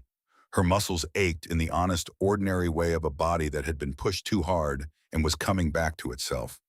She lay in the narrow bed in Mrs. Embry's spare room and listened to the house breathe. The heater clicked on somewhere in the basement, a low hum that traveled through the walls. A clock ticked in the hallway. Outside the window, a cardinal sang from the power line. Two notes repeated over and over, bright and insistent, and entirely unaware of anything that had happened in the last 3 weeks. 3 weeks. It had been 3 weeks since the river. 3 weeks since she'd kicked off her shoes and jumped into water cold enough to stop her heart. 3 weeks since she'd held a drowning girl and lost her mother's bracelet and walked barefoot back to an overpass that was no longer home. Wren got up. She showered. She dressed in clothes that Mrs. Embry had bought at the thrift store on Elm Street, a pair of jeans that fit, and a heavy flannel shirt in dark blue, warmer than anything she'd owned in months. She went downstairs. Mrs. Embry was already in the kitchen drinking coffee and reading a newspaper with a red pen in her hand, marking errors the way she marked lab reports. "How do you feel?" Mrs. Embry asked without looking up. "Better." "Good, eat something, then we'll talk about school." Wren ate 2 pieces of toast and an egg and drank a glass of orange juice. She ate slowly, not because she wasn't hungry, but because she was trying to retrain herself. For 8 months, every meal had felt like it might be the last one, and she'd eaten accordingly, fast and desperate. Now she was trying to eat the way normal people ate, slowly, without panic. She went back to Henderson High that Monday. The hallways were the same. The fluorescent lights hummed the same flat hum. The lockers clanged, and the students moved in their familiar patterns, clusters of noise and color flowing through the corridors like currents in a stream. But something had shifted. The looks were different. Not pity anymore, not exactly. Something more complicated. People stepped aside when she passed, not in avoidance, but in a way that created space the way you step aside for someone who has earned something you can't name. A few students nodded at her. One girl, a sophomore she'd tutored in biology, touched her arm as she passed and said nothing, just touched her arm and kept walking. In the cafeteria at lunch, Garrett Voss was sitting at her corner table. Not at his table in the center of the room where the football kids sat. Her table in the corner by the windows. "Saved you a seat," he said. He had 2 trays. Wren sat down. She didn't smile, but she didn't tell him to leave either. They ate in silence for a while, and the silence was comfortable, the way only certain silences can be, the kind between 2 people who have said the hard things and are resting on the other side of them. "My dad wants to meet you," Garrett said after a while. "Why used to be home?" He said, "Anyone who can survive what you surveyed and still show up to school with a 3.8 deserves a handshake." Wren considered this. "Tell him maybe," she said. Garrett grinned. "Hey, that's the most you've ever said to me that wasn't sarcastic." "Don't get used to it." 2 weeks passed. Wren settled into an uneasy rhythm. She stayed at Mrs. Embry's house, sleeping in the spare room, eating meals at the kitchen table, studying in the evening, while Mrs. Embry graded papers in the living room. They didn't talk much. Wren was not a talker, and Mrs. Embry understood that silence could be a form of trust, that sometimes the most intimate thing 2 people could share was the willingness to be in the same room without filling it with noise. The guardianship paperwork moved through the system. Mrs. Embry met with social workers, signed forms, attended a hearing at the county courthouse. She did all of this without complaint and without drama. She did it the way she did everything, with quiet competence and an absolute refusal to make a fuss. But Wren couldn't stay. It wasn't that she was unhappy. It wasn't that Mrs. Embry's house was cold or uncomfortable or unwelcoming. It was the opposite. It was warm and dry and safe, and every morning Wren woke up in a real bed with clean sheets and felt the gravitational pull of getting used to it. And the getting used to it was the thing that terrified her. Every day she stayed was another thread tying her to this place, to this woman, to this life. And threads could be cut. Threads were always cut. On the third Saturday of November, exactly 3 weeks after the day she'd pulled Josie Braddock from the Coldwater River, Wren packed her backpack and walked back to the overpass. She didn't write a note this time. She just left before Mrs. Embry woke up, walking through the pre-dawn dark, her breath coming in white clouds. The overpass was empty and wrecked. The storm had swept it clean, leaving nothing but bare concrete and the faint, permanent smell of exhaust and river water. Her tarp was gone. Her sleeping bag was gone. The cardboard box was a memory dissolving in the mud somewhere downstream. But the concrete pillars were still standing. The roof overhead still held. And Wren Calloway, who had survived things that would have broken most adults, sat down with her, back against the cold concrete, and pulled her knees to her chest and breathed. This was where she belonged. Not in a warm house on Birch Street, not in a spare room with clean sheets. Here, where the expectations were zero, and the promises were non-existent, and nobody could leave you because nobody had stayed. She sat there for an hour, maybe two. The sun came up behind the clouds, turning the sky from black to gray to the color of old dishwater. Traffic picked up on the highway above. A truck hit a pothole, and the whole overpass shuddered, a deep, bone-level vibration that she felt in her spine. Then she heard it, a sound from the north, distant at first like thunder rumbling beyond the hills. But it didn't fade the way thunder faded. It grew. It deepened. It became a roar that was too steady, too rhythmic, too mechanical to be weather. Engines. Wren stood up. They came down the access road in a column that seemed to have no end. Motorcycles, dozens of them, then scores of them, chrome and black leather, catching the weak November light. Their headlights burned through the gray morning like 100 small suns. The ground vibrated beneath her feet. The air shook with a bass note so deep that it lived in the chest rather than the ears. They formed a semicircle around her shelter, around the bare concrete and the empty space where her life had been. Men and women in leather vests climbed off their bikes. Some wore sunglasses. Some wore bandanas. All of them wore the same patch on their vests, the winged skull, the letters that spelled out a name that Wren had first seen on the riverbank, stitched to the chest of a woman whose daughter she'd pulled from the water. Wren pressed her back against the concrete pillar, her heart hammered. There was nowhere to go. 200 bikes, maybe more, and the people who rode them were forming a wall of leather and chrome that enclosed her completely. The crowd parted. Celeste walked through the gap, blonde hair pulled back, blue eyes steady, and beside her Josie, 14 years old, alive, smiling. "That's her," Josie said. "That's Wren." The man who stepped forward next made the air heavier just by existing. 6.5 feet tall, a gray beard that reached his chest, arms like bridge cables. He moved with the slow, deliberate precision of a man who had never needed to hurry because the world had always waited for him. "Wren Calloway," he said. It wasn't a question. Wren's mouth was too dry to answer. She nodded. "Name's Crusher. I'm president of this chapter." He gestured to the wall of people behind him. "This is my family, and you saved one of ours." He let the words settle. "Celeste is my sister. Her VP patch means her daughter is family to every person here. You understand what that means?" Wren shook her head. "It means a debt, and we pay our debts." A woman with silver hair stepped forward from behind Crusher. She had kind eyes and a manila folder that looked like it had been opened and closed 100 times. Nightingale. The name suited her. "I used to work for the state," Nightingale said. Her voice was gentle but precise. "I pulled your file, Wren. I know about the 5 placements. I know about the Hendersons. I know about everything." She paused.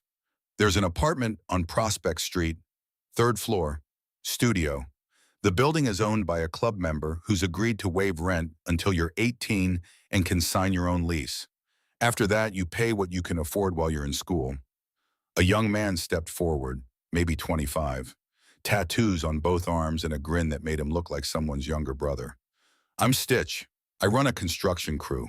We could use a weekend worker. $15 an hour schedule works around school. An older man with graying temples. Name's Doc. I'm a lawyer, which I know doesn't match the vest.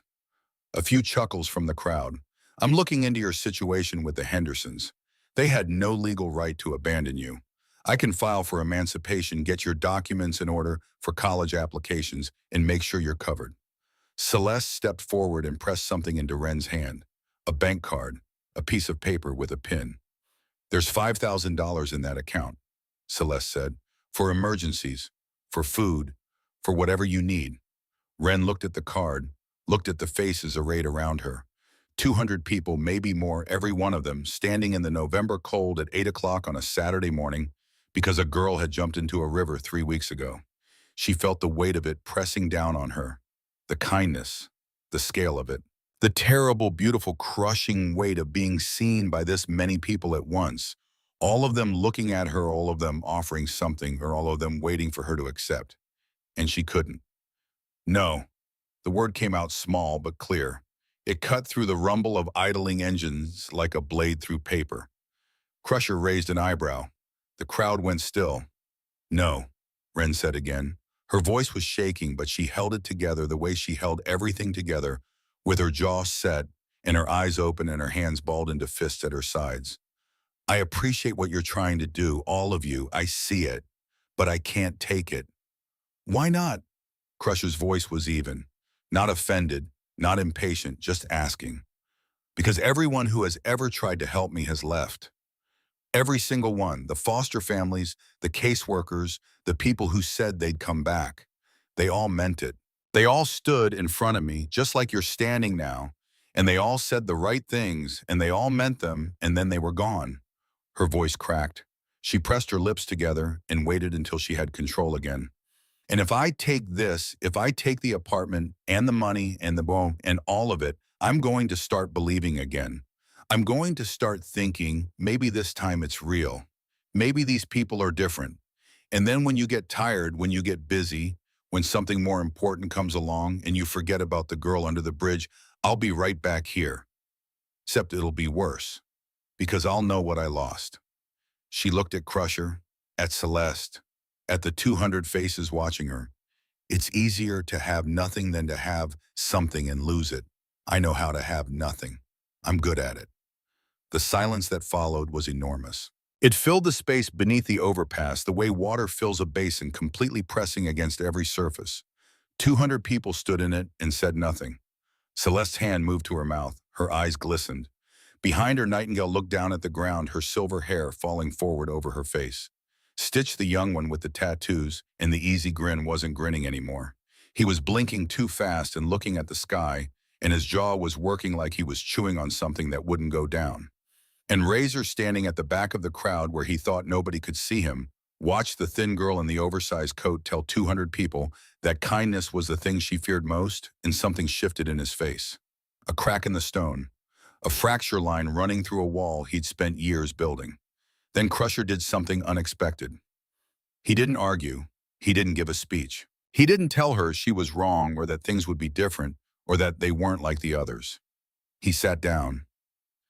Right there on the bare concrete, 6.5 feet of muscle and leather and authority, he lowered himself to the ground beside Ren and sat with his back against the same pillar, his legs stretched out in front of him, his massive hands resting on his knees. He didn't look at her, he looked out at the river. For a long moment, neither of them spoke. The engines idled. The crowd waited. The November wind moved through the overpass, carrying the smell of exhaust and cold water. When I was 15, Crusher said, I lived in a Buick Skylark behind a machine shop in Detroit. The car didn't run. 3 of the 4 windows were cracked. I stuffed newspaper in the gaps to keep the wind out. It didn't work. He spoke quietly, his voice pitched for Ren, and no one else, though in the silence of 200 held breaths, everyone heard. I'd been on the street for about 6 months by then. Ran away from a group home where the director was stealing the food money and feeding us rice and canned beans twice a day. I figured I could do better on my own. I couldn't, but I was 15, and I didn't know that yet. He paused. One morning I woke up, and there was a paper bag on the hood of the car. Inside was a ham sandwich, an apple, and a bottle of water. I looked around, nobody there. Ate the sandwich, drank the water, figured somebody felt sorry for me. Forgot about it. Next morning, another bag. Same thing. Sandwich, apple water. This time I stayed awake all night to see who was leaving it. At about 5 in the morning, an old man pulled up on a Harley. Must have been 65, 70. Big guy, gray ponytail. He got off the bike, set the bag on the hood, and walked back to his motorcycle. He didn't knock on the window. He didn't leave a note. He just set it down and left. Crusher looked at Ren for the first time. That went on for 3 months. Every morning a bag on the hood, sometimes a sandwich, sometimes a burrito, once a whole rotisserie chicken, which I ate with my hands in the back seat and thought I'd died and gone to heaven. The old man never said a word, never knocked, never asked for anything, just showed up. On the 93rd day, I was sitting on the hood of the Skylark when he pulled up. First time he'd seen me awake, he got off his bike and handed me the bag, and I said, "Why are you doing this?" And he looked at me with these old, tired eyes and said, "Because somebody did it for me." Crusher let the words hang. His name was Pop. He was the reason I got off the street, not because he rescued me, not because he made some big gesture, because he showed up every day, without fail, for 3 months, until I believed him. He turned to Ren. "I'm not going to promise you forever, Ren. I can't promise you that, and you wouldn't believe me if I did. So I'm going to promise you something smaller. I promise you today, just today. And tomorrow morning, if you need me, I'll promise you tomorrow." Ren looked at him. The concrete was cold beneath her. The wind cut through the overpass. 200 people stood in a semicircle and waited and did not speak. "And what do I owe you?" she whispered. "Not a thing. Not to us, anyway." Crusher's eyes were steady. "Someday, 20 years from now, you're going to be driving down a road somewhere, and you're going to see a kid who needs help. And you're going to stop. That's it. That's the debt. You pay it forward, not back." A long time passed. It might have been 30 seconds. It might have been 5 minutes. Time had lost its shape under the overpass in the space between Ren's fear and Ren's exhaustion, and the quiet, stubborn hope that she'd spent 8 months trying to kill and couldn't. "Okay," she said. "Today." Crusher nodded. He didn't smile. He didn't celebrate. He stood up and offered her his hand, and Ren took it, and when he pulled her to her feet, the crowd of 200 breathed again, a collective exhale that sounded like the wind shifting direction. What happened next felt like a dream. Trucks appeared behind the motorcycles. Ren hadn't noticed them hidden behind the wall of chrome and leather. Bikers began unloading furniture boxes of clothes, bags of groceries. They carried them with care, the way you carry things that matter, and they loaded them into the trucks and drove toward an address on Prospect Street that Ren had never heard of. Stitch and 2 other bikers picked up Ren's backpack, her only remaining possession, and carried it to a truck with the same reverence they would have shown a flag. One of them held the truck door open for her. The apartment was on the 3rd floor of a renovated brownstone on a quiet street downtown. It was small, a studio. One room with a bed, a desk, a small kitchen along one wall, and a bathroom with a door that locked. The furniture was secondhand but solid, the kind of heavy oak and pine that grandparents leave behind and thrift stores sell for $40. The bed had a real mattress, thick and firm with sheets that smelled like fabric softener. The refrigerator was stocked. The closet held clothes in her size jeans and shirts and a winter coat with a hood that actually kept the wind out. Ren stood in the middle of the room and turned in a slow circle. The late morning light came through the window and fell across the hardwood floor in long, clean rectangles. The radiator clicked and hissed, pushing warmth into the room. She could hear the street below cars and voice in the distant barking of the ordinary sounds of a world that was going about its business. A knock on the door.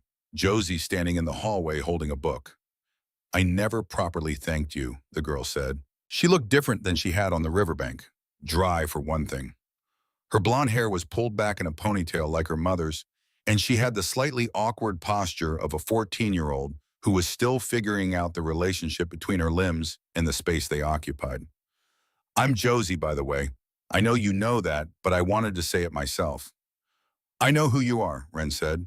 Josie held out the book, a chemistry textbook still in its plastic wrapping. "You left yours at the river. I got you a new one, and I talked to my science teacher. She said she'd be happy to tutor you if you ever need help." Wren took the book. She looked at it for a long moment, at the plastic wrapping, at the clean, untouched pages beneath it. She thought about her old textbook, the library's copy lying on the riverbank where she dropped it 3 weeks ago, its pages swollen with river water. "Thank you," she said. The words felt strange in her mouth. She hadn't said them to anyone in a long time. Josie smiled. She stepped forward and hugged Wren, a quick, fierce squeeze that lasted 3 seconds and communicated more than either of them could have said in an hour. Then she stepped back. "Mom's number is in the phone. Call if you need anything, even if it's 2 in the morning, especially if it's 2 in the morning." She grinned. Mom doesn't sleep much anyway.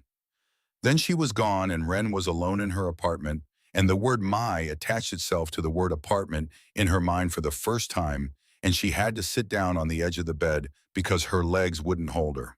The weeks that followed were not easy. Easy would have been a fairy tale, and this was not a fairy tale. This was a girl learning how to live indoors again after 8 months of sleeping on concrete. She worked with Stitch's construction crew on Saturdays. The work was hard hauling, lumber cleaning sites, learning to measure and cut and level. Her hands blistered and then calloused. The other crew members, rough men who smelled like sawdust and coffee, treated her with an easy, unforced respect that expected nothing in return. They showed her how to hold a hammer so the weight did the work instead of her wrist. They showed her how to read a tape measure in 16ths and how to snap a chalk line and how to drive a nail in 3 swings instead of 12. They called her kid the way men on job sites call everyone kid, and when she did something right, they said nice work without making a production of it. At lunch, they sat on stacks of lumber and shared sandwiches from coolers and told stories about jobs that went wrong and wives that went right, and the one bass that got away at Lake Winnisquam last summer.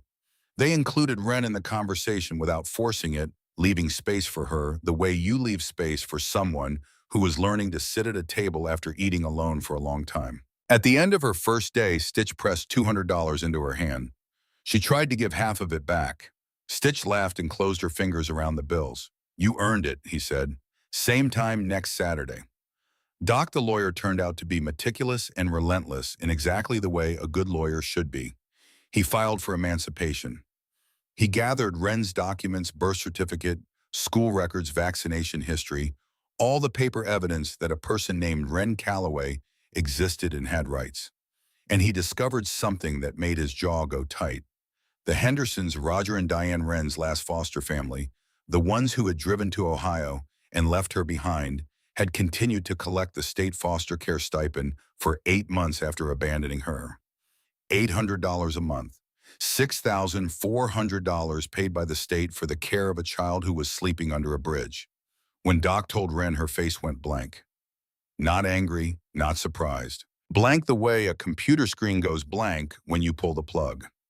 "Do you want to file a fraud complaint?" Doc asked. "No, you're entitled to that money, Wren. They were paid to take care of you, and they didn't." "I don't want their money. I don't want anything from them." Doc studied her for a long moment. Then he nodded. "Fair enough, but I'm going to make sure the payments are recovered and redirected into a scholarship fund in your name. They don't get to keep it." Mrs. Embry's guardianship was formalized by the county court in the first week of December. The judge, an older man with white hair and a habit of looking over his glasses at the people in his courtroom, reviewed the petition and the supporting documents in the letter from Henderson High School confirming Wren's academic record. 3.8 GPA, he said, reading from the file, while homeless. "Yes, Your Honor," Mrs. Embry said. The judge looked at Wren over his glasses. His expression was hard to read. It might have been admiration. It might have been sadness. It might have been both. "Petition granted," he said. "Mrs. Embry, she's in your care." Celeste gave Wren a phone. It was on the Braddock family plan, and it came with a folded piece of paper taped to the back. A list of phone numbers. Crusher's was at the top, written in block letters beside the words "Emergency Anytime." Below it were numbers for Nightingale, Doc, Stitch, Celeste, and at least 20 others' names. Wren didn't recognize people she'd never met, all of whom had written their numbers down and handed them to a girl they knew only as the one who jumped. Every few weeks, a club member would stop by the apartment. Sometimes it was just a knock and a quick, "You good through the door?" Sometimes it was Stitch with leftover pizza from the job site. Sometimes it was Nightingale checking in with the quiet competence of a woman who had spent 22 years making sure people didn't fall through the cracks. And sometimes in a pattern that Wren noticed but didn't mention, it was Razor.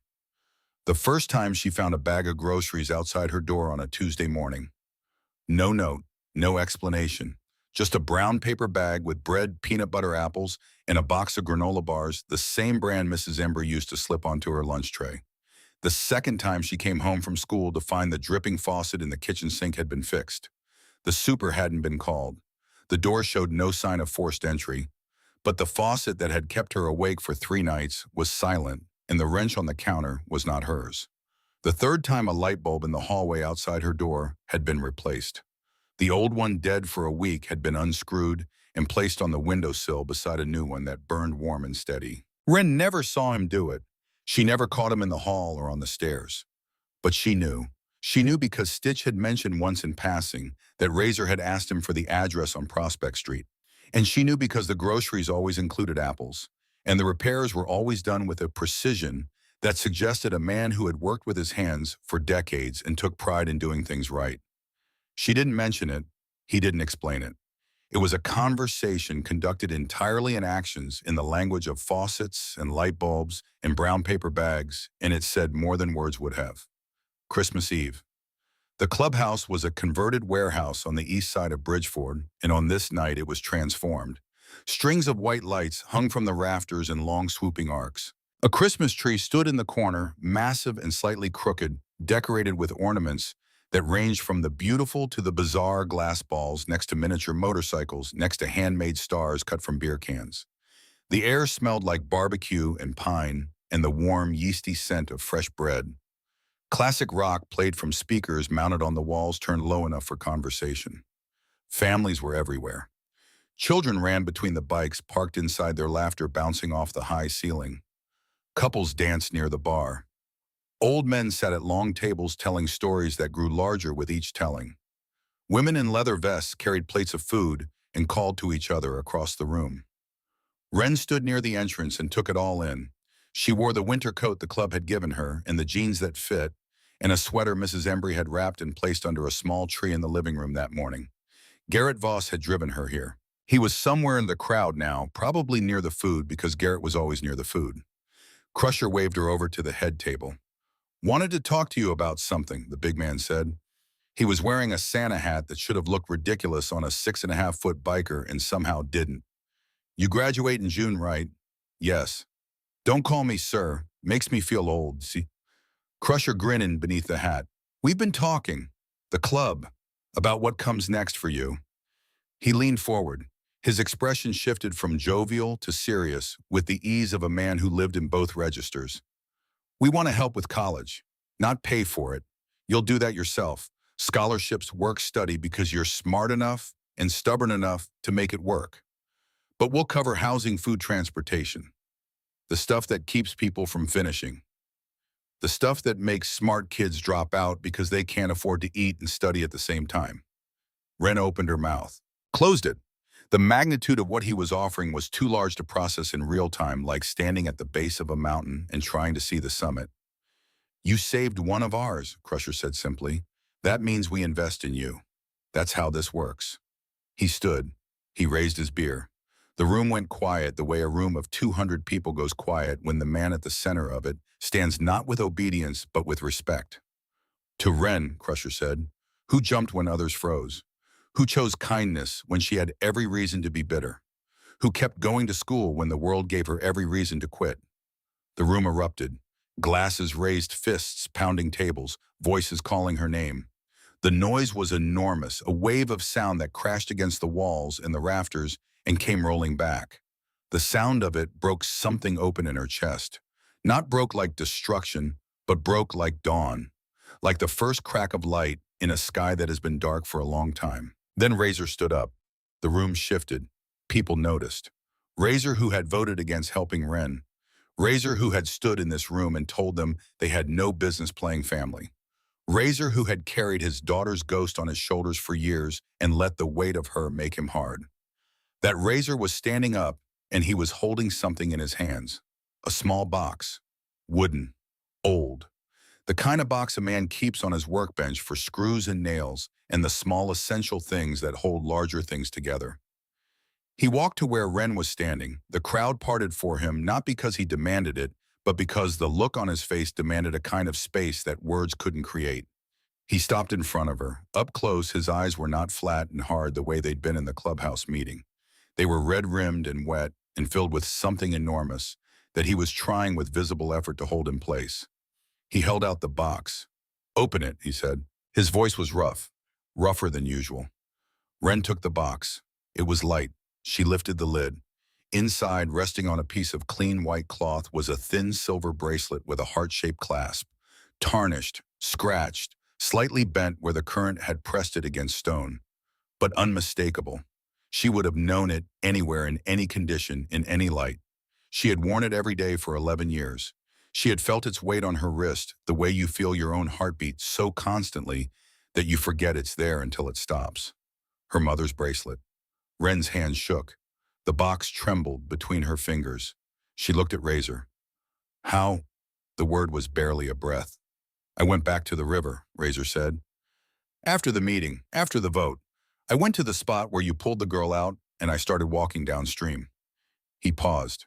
The room was absolutely silent. 200 people holding their breath. "I went back every day, for 5 weeks. Sometimes I walked the bank for an hour. Sometimes I walked it for 4. I checked the roots and the rocks and the eddies where things get caught up. I went half a mile downstream, then a mile.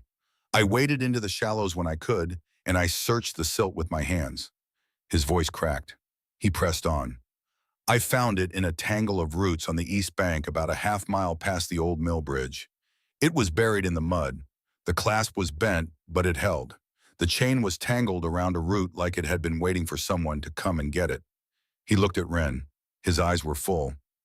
"I couldn't save my daughter," Razor said. "I was too busy. I was too proud. I was too afraid of what I'd find if I went looking.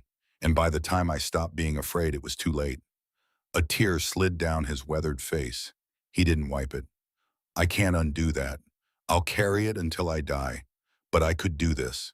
I could walk a river for 5 weeks. I could search the mud with my hands. I could bring back the one thing you lost so that you'd know just once that something lost doesn't have to stay lost." He stopped talking. The room held its silence the way a cathedral holds its silence, not with the absence of sound, but with the presence of something larger. Wren looked at the bracelet. The silver caught the Christmas lights. The heart-shaped clasp, bent and tarnished, glinted the way it had glinted 11 years ago on her mother's wrist, the way it had glinted in the murky water of the Coldwater River in the moment before the current took it. She set the box on the table. She took the bracelet out with trembling fingers. She held it for a moment, feeling the weight of it, the familiar phantom weight that had haunted her wrist for 5 weeks. Then she fastened it around her left wrist, bending the clasp, carefully feeling it catch and hold. It held. She looked at Razor, the man who had voted against her. The man who had lost his own daughter and built a wall out of grief and guilt so high that nothing could get through it. The man who had walked a river for 35 days alone on his hands and knees, searching for a piece of silver the size of a child's finger. Wren stepped forward and put her arms around him. Razor went rigid. For a moment, one heart beat too. He stood like stone. Then something broke. The wall, the one he'd spent years building, the one made of guilt and grief, and the unbearable knowledge that he'd let his daughter die alone, cracked from top to bottom. His arms came up and wrapped around Wren, and he held her the way a man holds something he's terrified of breaking, carefully, desperately, with everything he had. The sound he made was not a word. It was something older than words, something from the part of the human heart where language hasn't reached. Crusher raised his glass. His eyes were bright. "To Wren," he said quietly, "who jumped when others froze, who chose kindness when she had every reason to be bitter." 200 glasses rose. 200 voices spoke her name, and the sound of it, her name in 200 mouths, filled the warehouse like a hymn. Later that night, Wren sat on the edge of her bed in the apartment on Prospect Street. The room was warm. The radiator clicked its steady rhythm. The street below was quiet the way streets are quiet on Christmas Eve, when even the restless find somewhere to rest. Through the window, the lights of the town glowed against the low clouds, and a few snowflakes drifted past the glass, the first of the season, falling without purpose or urgency, just falling. The silver bracelet was on her wrist. She turned it slowly, feeling the familiar weight, the cool metal warming against her skin. The clasp was bent, and the chain had a new kink where the root had held it, but it was here. It was back. It had come home the way she had come home, damaged and changed, but present. On the nightstand, the chemistry textbook Josie had given her, Wren picked it up. She'd never looked inside the front cover. She'd kept it wrapped in plastic, protecting it the way she protected everything she'd been given since the river, with a careful, wary tenderness that expected it to be taken away. She opened the cover. On the inside, in a 14-year-old's careful handwriting, Josie had written 7 words. You jumped in when it mattered. Now we're jumping in for you. And below that, a single word. Family. Wren read it twice. 3 times. She ran her finger over the letters, feeling the slight indentation of the pen in the paper. She thought about the word. Family. She'd never had one, not really. She'd had approximations, temporary arrangements, trial runs that ended when the trial period expired. She'd had the Hendersons and their cornbread and their dough and their promise that dissolved like cardboard in the rain. But she'd also had Mrs. Embry, who sat on the cold ground beside her without being asked.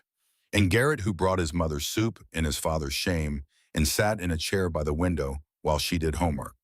And Crusher, who sat on concrete and told her about a man named Pop in a Buick Skylark and 93 paper bags. And Razor, who walked a river for 5 weeks with his hands in the mud, searching for a bracelet the size of a memory. And 200 people who had ridden through the cold to stand under an overpass and offer everything they had to a girl they'd never met because she jumped when it mattered. Maybe family wasn't a house. Maybe it wasn't a last name or a blood tie or a document filed at the county courthouse. Maybe family was what happened when someone decided for no reason that made logical sense to show up, and then showed up again. And again, until the showing up became its own kind of permanence, not because it was guaranteed, but because it was chosen. Wren closed the book. She set it on the nightstand beside the phone Celeste had given her, the one with 23 numbers programmed in 23 people who had written their names next to hers and said, call anytime. She turned off the lamp. The room went dark except for the glow of the streetlights through the window and the faint, persistent gleam of the silver bracelet on her wrist. She lay down. She pulled the covers up. The sheets were clean. The mattress was firm. The room was warm and quiet and hers. Wren Calloway, 17 years old, formerly homeless, formerly alone, formerly convinced that the world had run out of room for her. She closed her eyes. The bracelet rested against the pulse point on her wrist, rising and falling with each heartbeat, a small, steady weight that meant someone had loved her once and that someone else had walked a river to prove she was worth remembering. Outside, the snow fell, quiet and unhurried, and covering everything, the rooftops and the streets, and the highway overpass on Route 9, where a blue tarp had once been laying a clean white sheet over the places where hard things had happened, and making them for one night at least look like something new. Wren slept, and for the first time in as long as she could remember, she was not afraid of what the morning would bring.